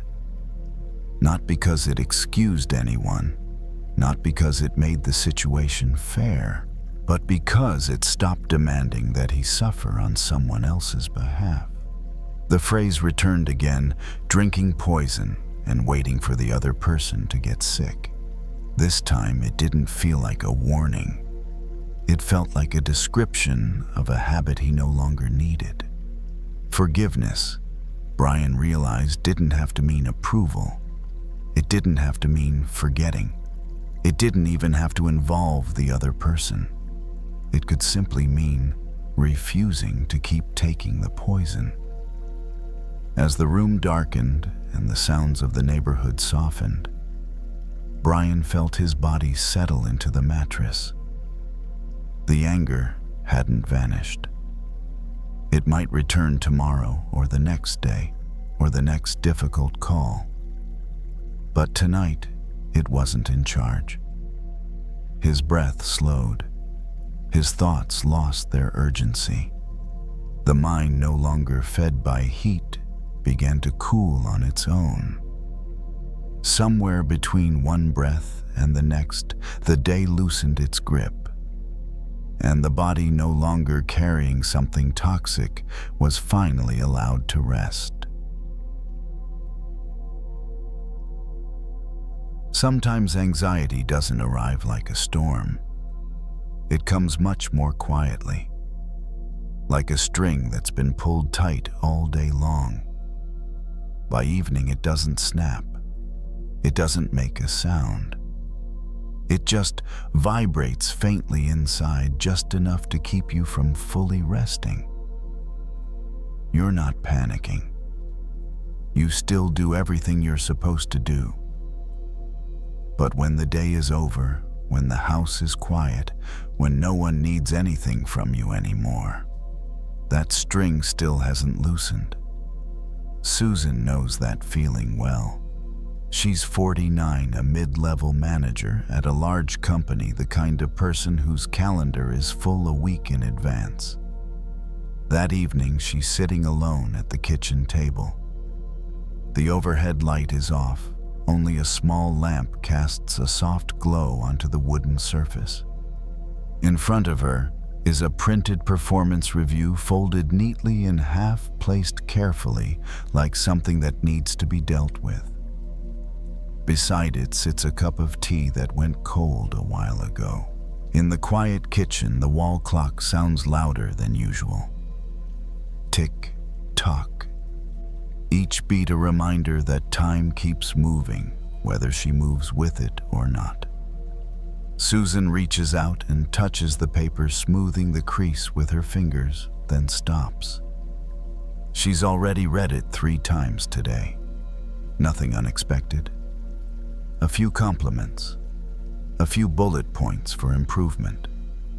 The kind of language she could almost predict before reading it. And yet, her chest still feels tight. Not because she's afraid of losing her job. Not because anyone blamed her. Just that familiar sense of not being enough. Not good enough. Not fast enough. Not careful enough. As if there's an invisible force constantly pulling the string inside her a little tighter, just in case it can still hold. Susan lifts the cup and takes a small sip, then sets it back down when she realizes it's cold. She doesn't get up to reheat it. She just watches the faint steam on the ceramic fade into the air. For a brief moment, she notices her shoulders are raised. Not from the cold, but from tension. She lets them drop gently, almost without thinking. And just from that small movement, her breath deepens slightly. Some strings, if they're too loose, make no sound. But if they're pulled too tight, no one else has to pull them anymore. They start hurting themselves. Not out of malice, just from trying to do their job for too long. Susan isn't thinking about philosophy. She's just looking at the paper in front of her and realizing she's reading it like a verdict, not a work note. Each bullet point is tied to a familiar voice in her head. I should have done better. Why didn't I think of that sooner? Someone else would have handled this better. She folds the paper again more carefully this time and sets it off to the side of the table out of reach. Not putting it away forever, just not keeping it right in front of her. That small action creates a strange kind of space, like setting down something heavy and realizing you've been carrying it longer than you thought. Susan leans back in her chair. The wooden back is firm, not comfortable, but solid enough to support her. She closes her eyes for a moment, then opens them again. She isn't trying to meditate. She isn't trying to calm herself down.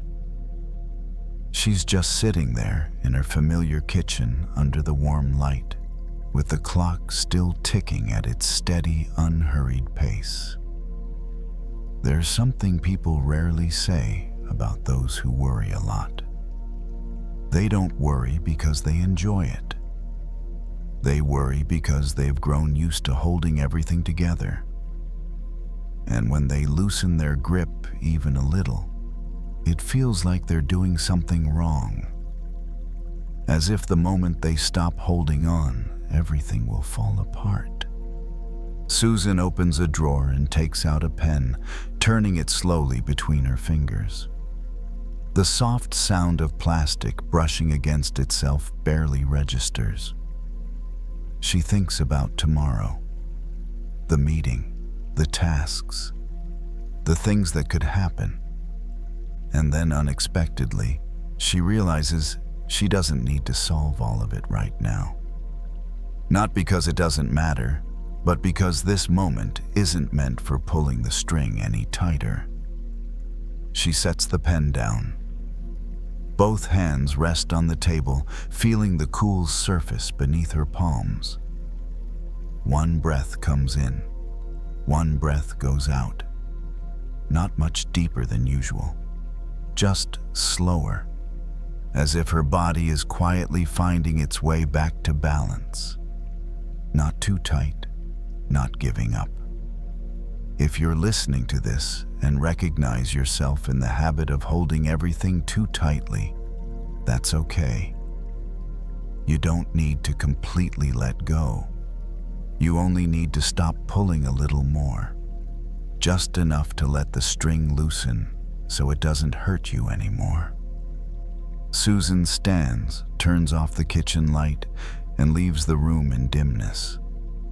The folded paper is still there. It hasn't disappeared. It will still be there tomorrow.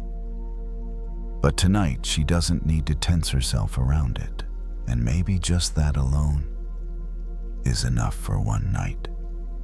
After turning off the kitchen light, Susan doesn't go straight to bed.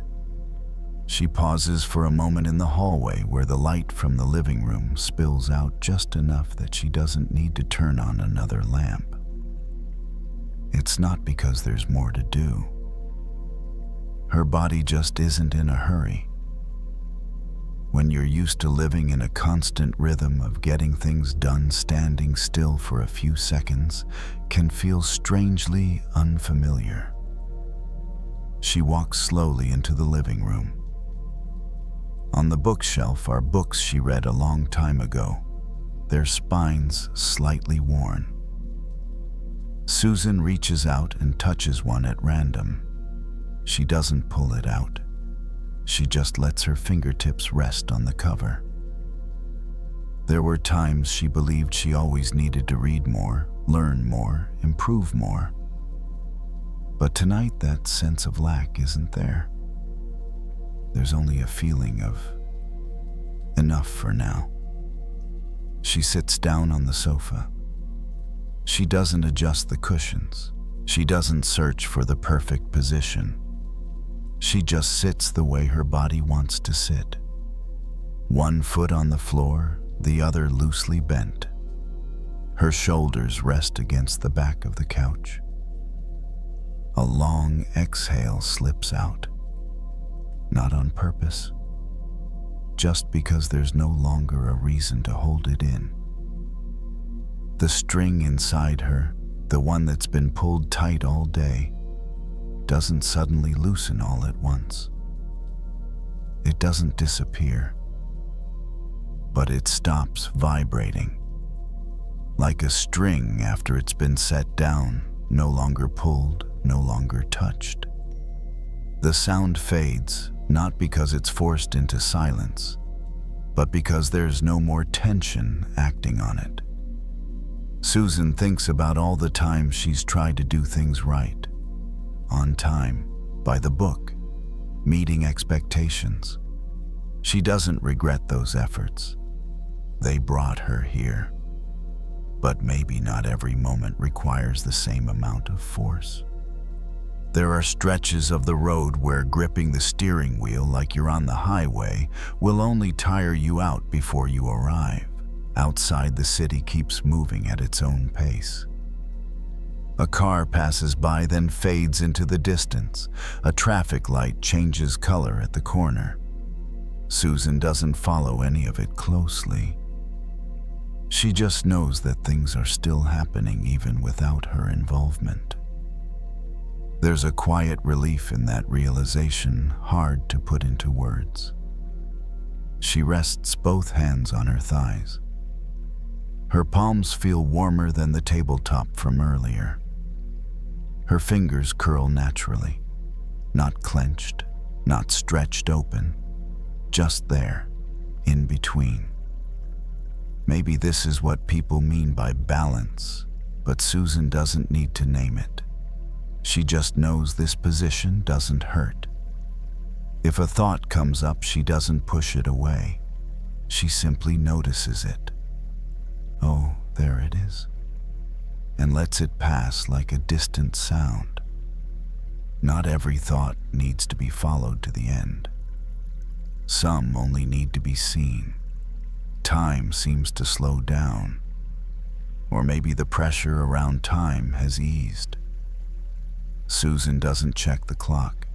She doesn't need to know how much time has passed. In that quiet space, she realizes something very simple.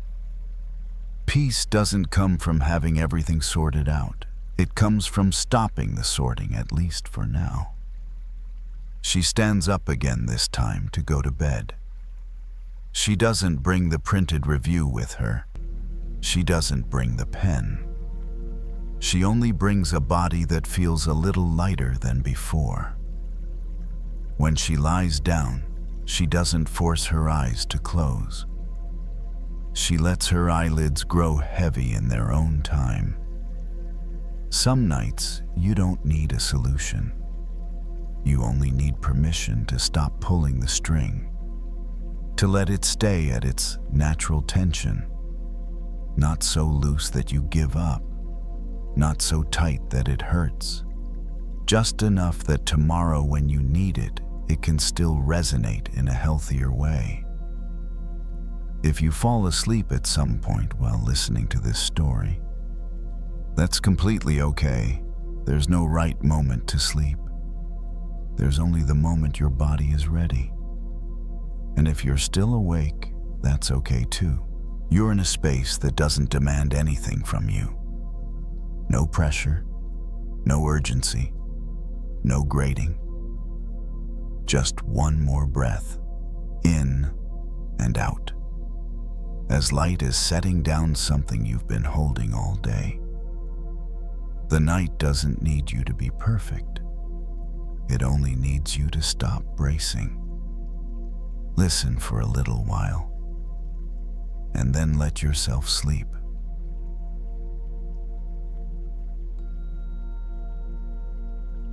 Sometimes what exhausts us isn't the road ahead, but the things we're still carrying from the part of the road already behind us. Tasks that are finished, situations that are over, decisions that have already been made. And yet, in our minds, none of them have truly been set down. Miguel is 45 years old. He works as a cook in a small restaurant. His evening shift ends late. When he steps outside, the sky is already fully dark. The street in front of the restaurant quieter now, with only a few streetlights spilling onto the pavement. He walks home the way he's done for years. Not because he doesn't have a car, but because walking helps him let the day slowly drain away. Over Miguel's shoulder hangs an old canvas bag. Inside there's nothing heavy, An extra shirt, a water bottle, a few small things. And yet, his shoulder aches. Not because of the bag, but because all day long he's been carrying far more than what's inside it. In his mind, a sentence from earlier keeps replaying. A small moment in the kitchen, a decision he made on instinct, then questioned afterward. I should have done that differently. The thought keeps circling as if it hasn't accepted that the moment has already passed. Miguel stops by a bench along the sidewalk. He sets the bag down at his feet and rubs his shoulder gently. A sigh slips out, unplanned. His body speaks before his mind comes up with anything new. He sits there for a while, watching the few cars that pass by. Each one moves forward and doesn't come back. Only his thoughts keep looping. When he was younger, Miguel once heard a story. A man crossed a river using a boat. After reaching the other side, instead of leaving the boat behind, the man lifted it onto his shoulders and kept walking. Everyone who saw him thought it looked heavy. But the man carrying the boat said, "I need it. You never know, there might be another river ahead." Back then, Miguel laughed. But tonight, sitting on the cold bench, the story feels strangely familiar. Not because he's carrying an actual boat, but because he's carrying things that have already done their job. The conversation in the kitchen helped him react quickly in the moment. The worry helped him be more careful. The replaying and rethinking once helped him avoid mistakes. But that river has already been crossed, and he's still carrying everything on his shoulders, as if setting it down would mean losing something important. Miguel bends down and opens the canvas bag. He rearranges a few items, even though nothing is really out of place. The movement is simple, unhurried. The soft rustle of fabric is barely audible. And in that moment, the thoughts in his head slow down too. They don't disappear. They just stop crowding each other. Some habits are hard to let go of, not because they're bad, but because they once helped us. We get used to keeping everything just in case, holding on to words we said, small mistakes, all the what-ifs, like carrying the boat simply because we're afraid there might be another river ahead. Miguel closes the bag. This time, instead of putting it back on his shoulder right away, he leaves it on the bench. His shoulders drop slightly on their own. Not much, but enough for him to notice the difference. This lightness doesn't come from life suddenly being easier. It comes from no longer forcing himself to carry more than he needs. He doesn't promise himself that he'll never overthink again. He doesn't set a goal to let go perfectly. He just notices that maybe he doesn't need to carry everything right now. Miguel stands up and lifts the bag onto his shoulder again. But this time he adjusts the strap so it sits more comfortably. Not too tight, not too loose, just enough to keep moving. The road home is still there, but his shoulders feel lighter than they did a moment ago. If you're listening to this and recognize yourself in the habit of carrying things that are already over, that's okay. You don't have to throw them away right now. Just ask gently, do I still need this for this part of the road? The answer might not come right away, but even asking the question is already a step onto the other shore. Miguel continues walking home. The familiar street, the familiar houses, windows glowing or dark in different ways, nothing new. and yet something inside him feels slightly different, as if something has been set down even though he can't quite name what it is. The bag is still on his shoulder. It hasn't disappeared, but it no longer feels like it's pulling him backward. Each step feels lighter, not because the distance has shortened, but because he's no longer carrying the repeated thoughts from the shift that just ended. There are moments when things are happening that we need to hold on tightly. We have to remember details. Think ahead, react quickly. But once those moments are over, continuing to grip them only makes us more tired. Like a boat that helped us cross a river, useful then. But once the water is behind us, it becomes nothing more than weight on our shoulders. Miguel stops at his front door.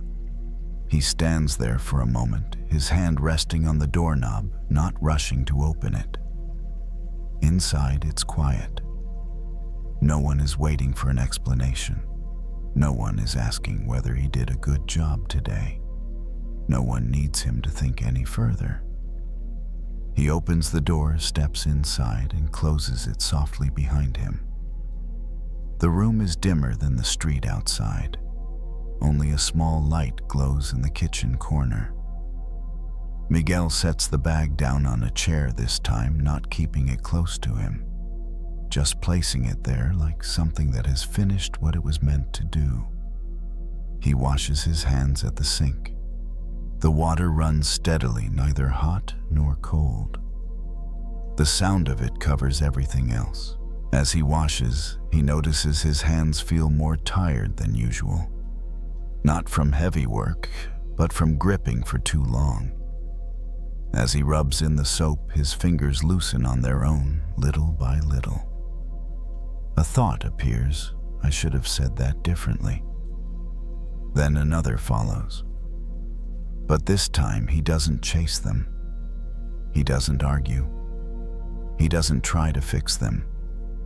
He simply notices them arrive and lets the sound of the water carry them away.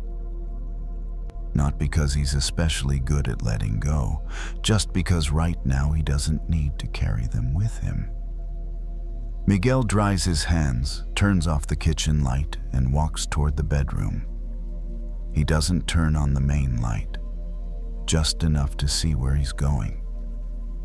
When he sits on the edge of the bed, he feels the mattress take his weight. No effort needed, no balance to maintain, nothing else required of him. Some nights, you don't need to figure out a new way to live. You just need to give yourself permission to stop carrying things that have already done their job. Old words, small mistakes, situations that have already closed. They don't vanish. But you don't have to bring them with you everywhere. Miguel lies down. He doesn't adjust the pillow over and over. He doesn't search for the perfect position. He just lies there like someone who has finished the day's walk. His breathing slows naturally. No counting, no instructions, just following his body. If you're still listening right now, still awake, that's okay. There's nothing being asked of you. You don't need to let go of everything. You don't need to set it all down at once. You only need to stop carrying more. Maybe tomorrow you'll need that boat again. You'll need to think. You'll need to be careful. And that's completely fine. But tonight, with no river in front of you, you can let it rest on the shore. Miguel closes his eyes, not to force sleep, but because his eyelids have grown heavy on their own. In the quiet room, there's nothing to solve, nothing to prove. Just a day that has passed and a body that's allowed to rest. If you fall asleep at some point while listening to this story, That's perfectly natural. And if you haven't yet, you're still exactly where you need to be. Nothing is late. Nothing has gone wrong. It's just an ordinary evening, and you don't need to carry the whole day into your sleep. Listen a little longer, or fall asleep now if you'd like.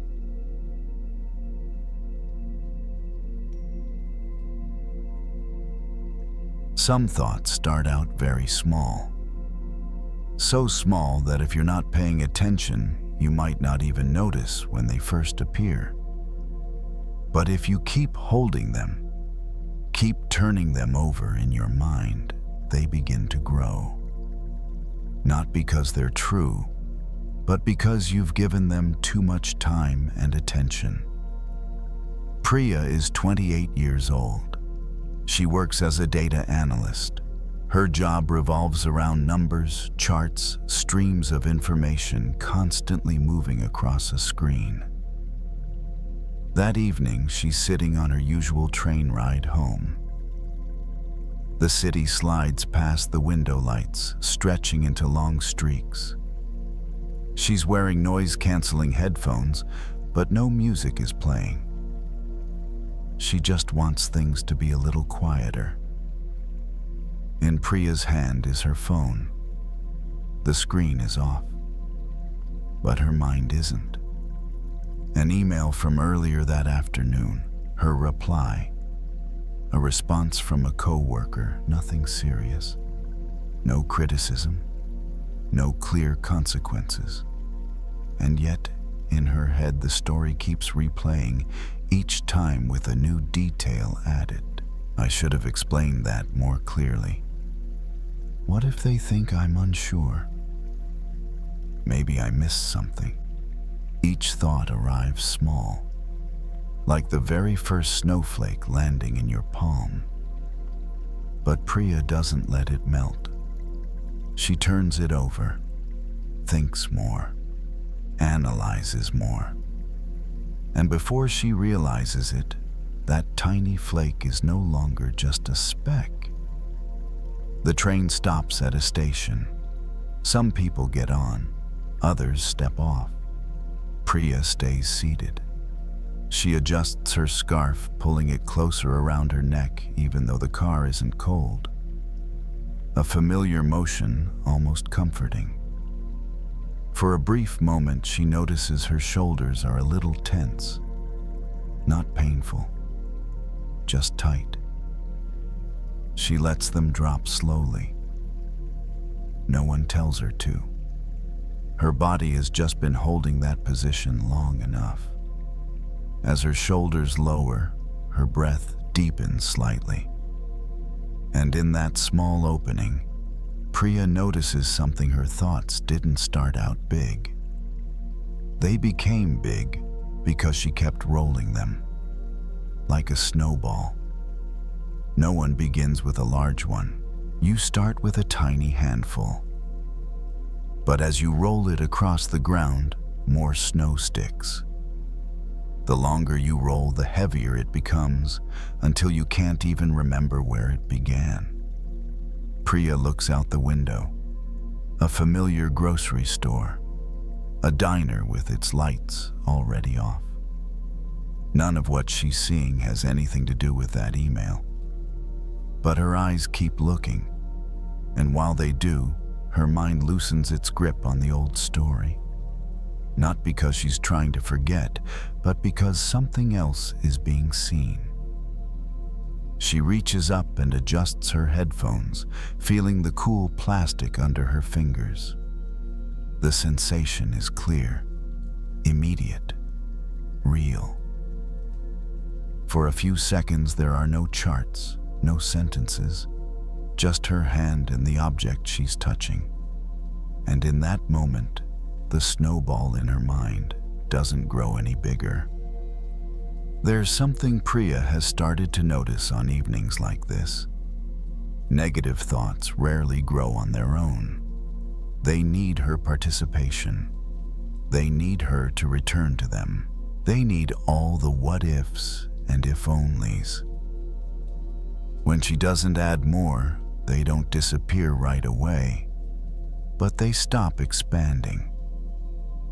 The train keeps moving, its rhythm steady, familiar. Her body slowly relaxes into that motion. She doesn't promise herself she'll never overthink again. She knows that isn't realistic. But maybe just for now, she doesn't need to keep rolling the snowball. Priya slips her phone into her bag, not to avoid it, just because she doesn't need to hold it anymore. Her hands rest on her thighs. She exhales slowly. A thought appears, I'm still thinking. And right after it, a softer realization follows. I'm noticing that I'm thinking. The difference is small, but that small bit of space makes the snowball feel lighter. If you're listening to this and recognize how your thoughts tend to grow in the evening, that's okay.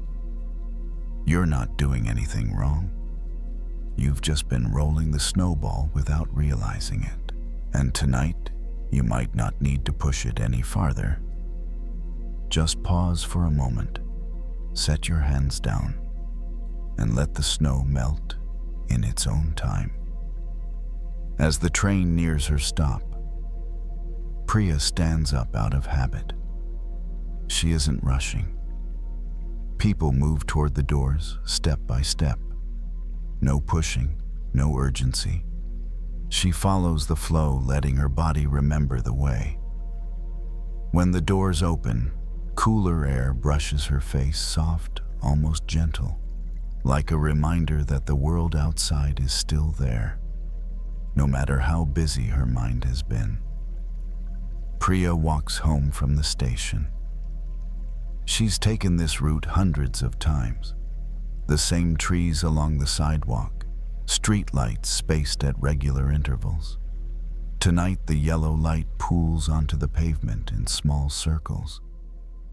She moves from one patch of light to the next, not paying attention to whether she's walking fast or slow, just letting her steps find their own rhythm. The snowball in her mind is still there. It hasn't melted completely. The questions from earlier haven't disappeared. But as she walks, they stop growing. There's no new ground for them to pick up more snow. Just steady footsteps and breath moving in and out with that rhythm. Priya pauses at a familiar corner. A small shop is still open, its inside lights brighter than the street. She stands there for a moment, looking through the window. The shopkeeper is quietly restocking shelves, unhurried, in no rush to finish. The scene has nothing to do with her thoughts, but it's real enough to gently pull her attention away from the story in her head. Sometimes negative thoughts don't need to be defeated. They just need to be brought into the light. Like snow, when it stays in the shade, it can hold its shape for a long time. But when sunlight touches it, no one has to break it apart. It melts on its own, little by little. Priya keeps walking. When she reaches her apartment, she doesn't turn on the main lights. She lets the soft glow from the living room guide her in. She hangs up her coat, takes off her scarf, sets her bag down. Each small action feels like setting down another piece of the day. In the kitchen, she pours herself a glass of water. No ice, not too cold. The water touches her throat, cool enough to notice. She stands there taking small sips. For a few seconds, no thought continues. There's just the feeling of the water, the swallow, the brief pause between breaths. Priya notices this when she stops rolling her thoughts. They don't gain any more weight. They might still exist, but they no longer control her. They're like small bits of snow left on a sleeve, something that will melt once it meets warmth. She walks into the bedroom. She doesn't check her email again. She doesn't reread messages, not out of fear, just because right now it isn't necessary. She sits on the edge of the bed, takes off her headphones, and places them on the table. Another object set down. When she lies back, Priya doesn't try to coax herself into sleep. She simply lets her body be still. Her breathing slows. Her shoulders soften. The remaining thoughts drift by, not held onto, not pushed away. They come and they go, like thin clouds passing through the sky. If you're listening to this and still awake, that's okay. Maybe your snowball has grown a little bigger.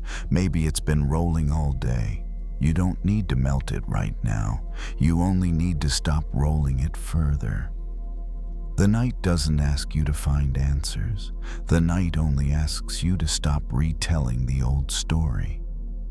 If you fall asleep at some point, that's natural. If you don't, you're still in a safe place.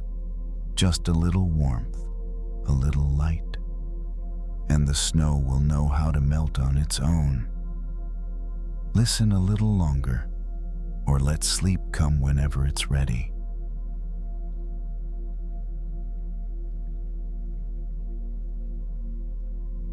There are some things in life that move farther away the more you try to grab them.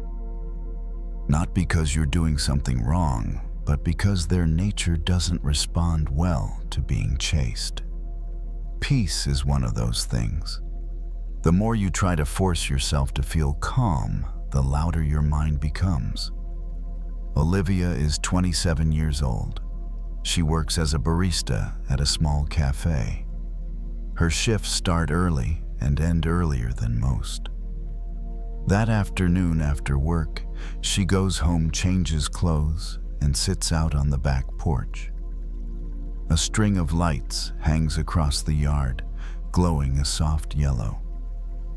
The space is quiet, with only the sound of leaves brushing against each other as a light breeze passes through. Olivia brings a cup of tea with her. Not hot, not cold, just warm enough to hold comfortably. She sits down on the wooden chair, sets the cup on the small table in front of her, and lets out a long breath. Not because she's completely worn out, but because all day she's been holding things together. Orders crowds the coffee grinder, one request flowing into the next without pause. Now that everything is quiet, her mind refuses to be. Small thoughts begin to show up. Maybe I should ask to switch shifts. Am I even going in the right direction? Why does everyone else seem more settled? Each thought is small, but they keep coming one after another, like butterflies fluttering wildly inside her head. Olivia takes a sip of tea. It tastes faint. She sets the cup down, then absent-mindedly picks up her phone. The screen lights up. No new messages.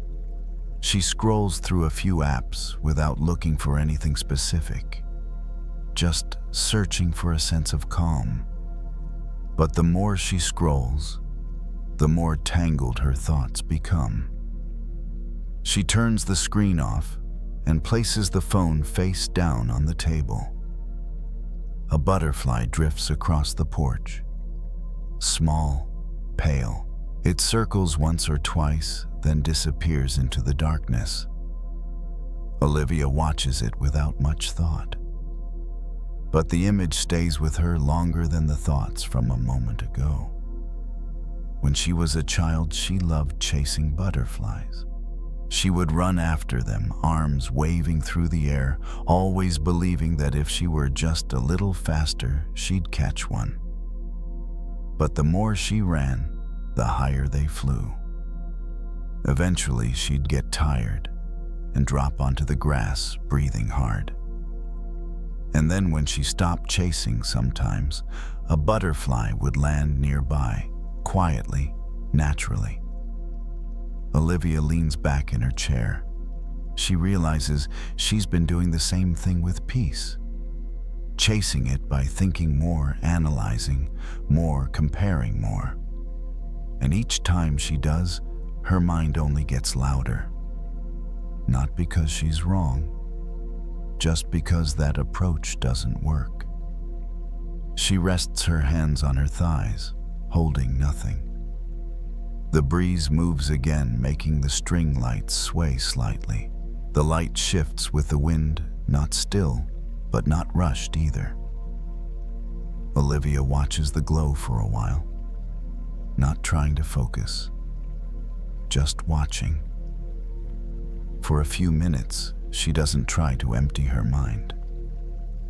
She simply doesn't chase any thoughts. When a thought appears, she notices it and lets it pass like the butterfly from earlier. No reaching out, no running after it. Some things only appear when we stop searching for them. Not because we give up, but because we stop doing the things that make them pull away. Peace is like that too. It doesn't like being pushed. It comes when it feels safe.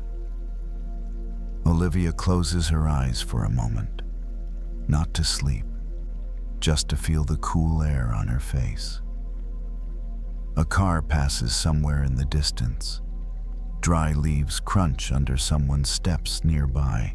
The sounds are there, but none of them ask anything of her. She opens her eyes again. The butterfly doesn't return, but something inside her has shifted. Not complete calm, just less tension. Like when you stop running and your heartbeat slowly finds its way back to normal. If you're listening to this and recognize how you've been chasing a feeling of calm, that's okay. Many people do. And many people grow tired from it. Maybe tonight you don't need to look for peace at all. Maybe you only need to sit still for a moment and let it come to you on its own. Olivia stays on the back porch a little longer. Not because she's waiting for anything to happen, but because there's no longer a reason to rush back inside. The tea has gone completely cold. She doesn't pick it up again. She just lets it sit there like a quiet sign that it's okay for things to pause for a while. The air feels cooler now. The string lights sway ever so slightly, their glow shifting slowly, unevenly, but not in a way that demands attention. Olivia lets her eyes rest on the dark yard in front of her. She isn't looking for anything in particular, just seeing what's already there. A small thought appears. I'm sitting here doing nothing. Right after it, another follows. Is this a waste of time? Olivia smiles very faintly, almost imperceptibly. She doesn't answer either thought. There's no need. They arrive and then they move on like two butterflies passing through the air. She adjusts her position, leaning more fully into the chair. The back of it is cool and solid. Her body is supported now, no need to hold herself upright. When she doesn't have to hold, her shoulders drop on their own. Her breathing slows, not by counting, just by following the ease of each exhale. Some evenings, what exhausts us isn't the work itself, but the constant reminder that we're supposed to be doing something. Supposed to relax. Supposed to be calm. Supposed to figure things out. But peace doesn't arrive on command. It shows up when no one is standing in front of it, hands outstretched, demanding it appear. Olivia looks down at her hands. They're open, not clenched. Her fingers curve naturally. And she notices something simple. When your hands are open, there's nothing to drop. There's just space to hold something if needed. And when nothing is needed, that space still feels okay. Another butterfly drifts into the circle of light. This one doesn't loop around much. It glides through slowly, then lands on the edge of the table for a few seconds. Olivia doesn't move. She doesn't hold her breath. She doesn't think she has to memorize the moment. She just watches. And then the butterfly lifts off again. The moment is brief, but it's enough for her to see something she'd only heard before. Some things only appear when we stop trying to pull them closer.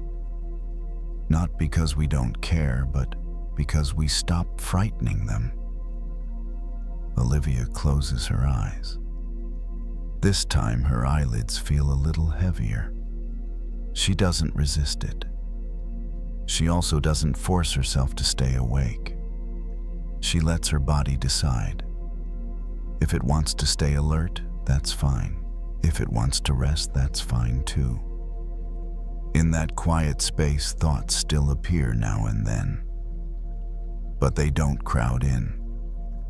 They arrive one at a time, then fade. No story gets told from beginning to end. No loop grows strong enough to carry her away. If you're listening to this and your mind still feels a bit busy, that's okay. You don't need to push it away. Just don't run after it. Like butterflies, you don't have to sit perfectly still in a tense way.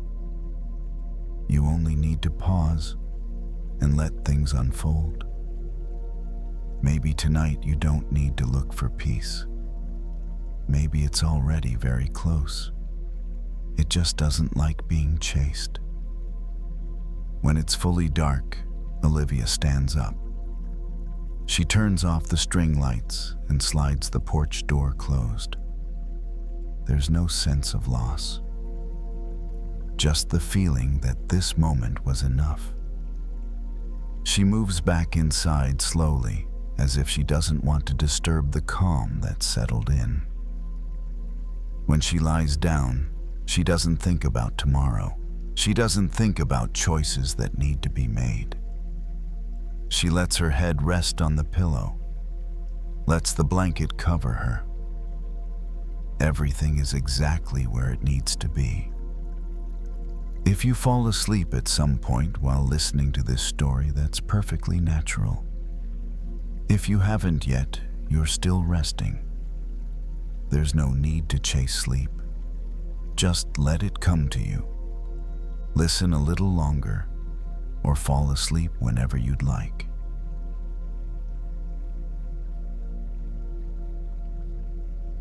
Wherever you are tonight, I'm grateful you chose to spend this quiet time here. If these stories help you rest, you're welcome to subscribe and return whenever you need a gentle place to land. And now, you don't need to do anything more. Let the night hold what you can't carry. And if sleep comes, let it come.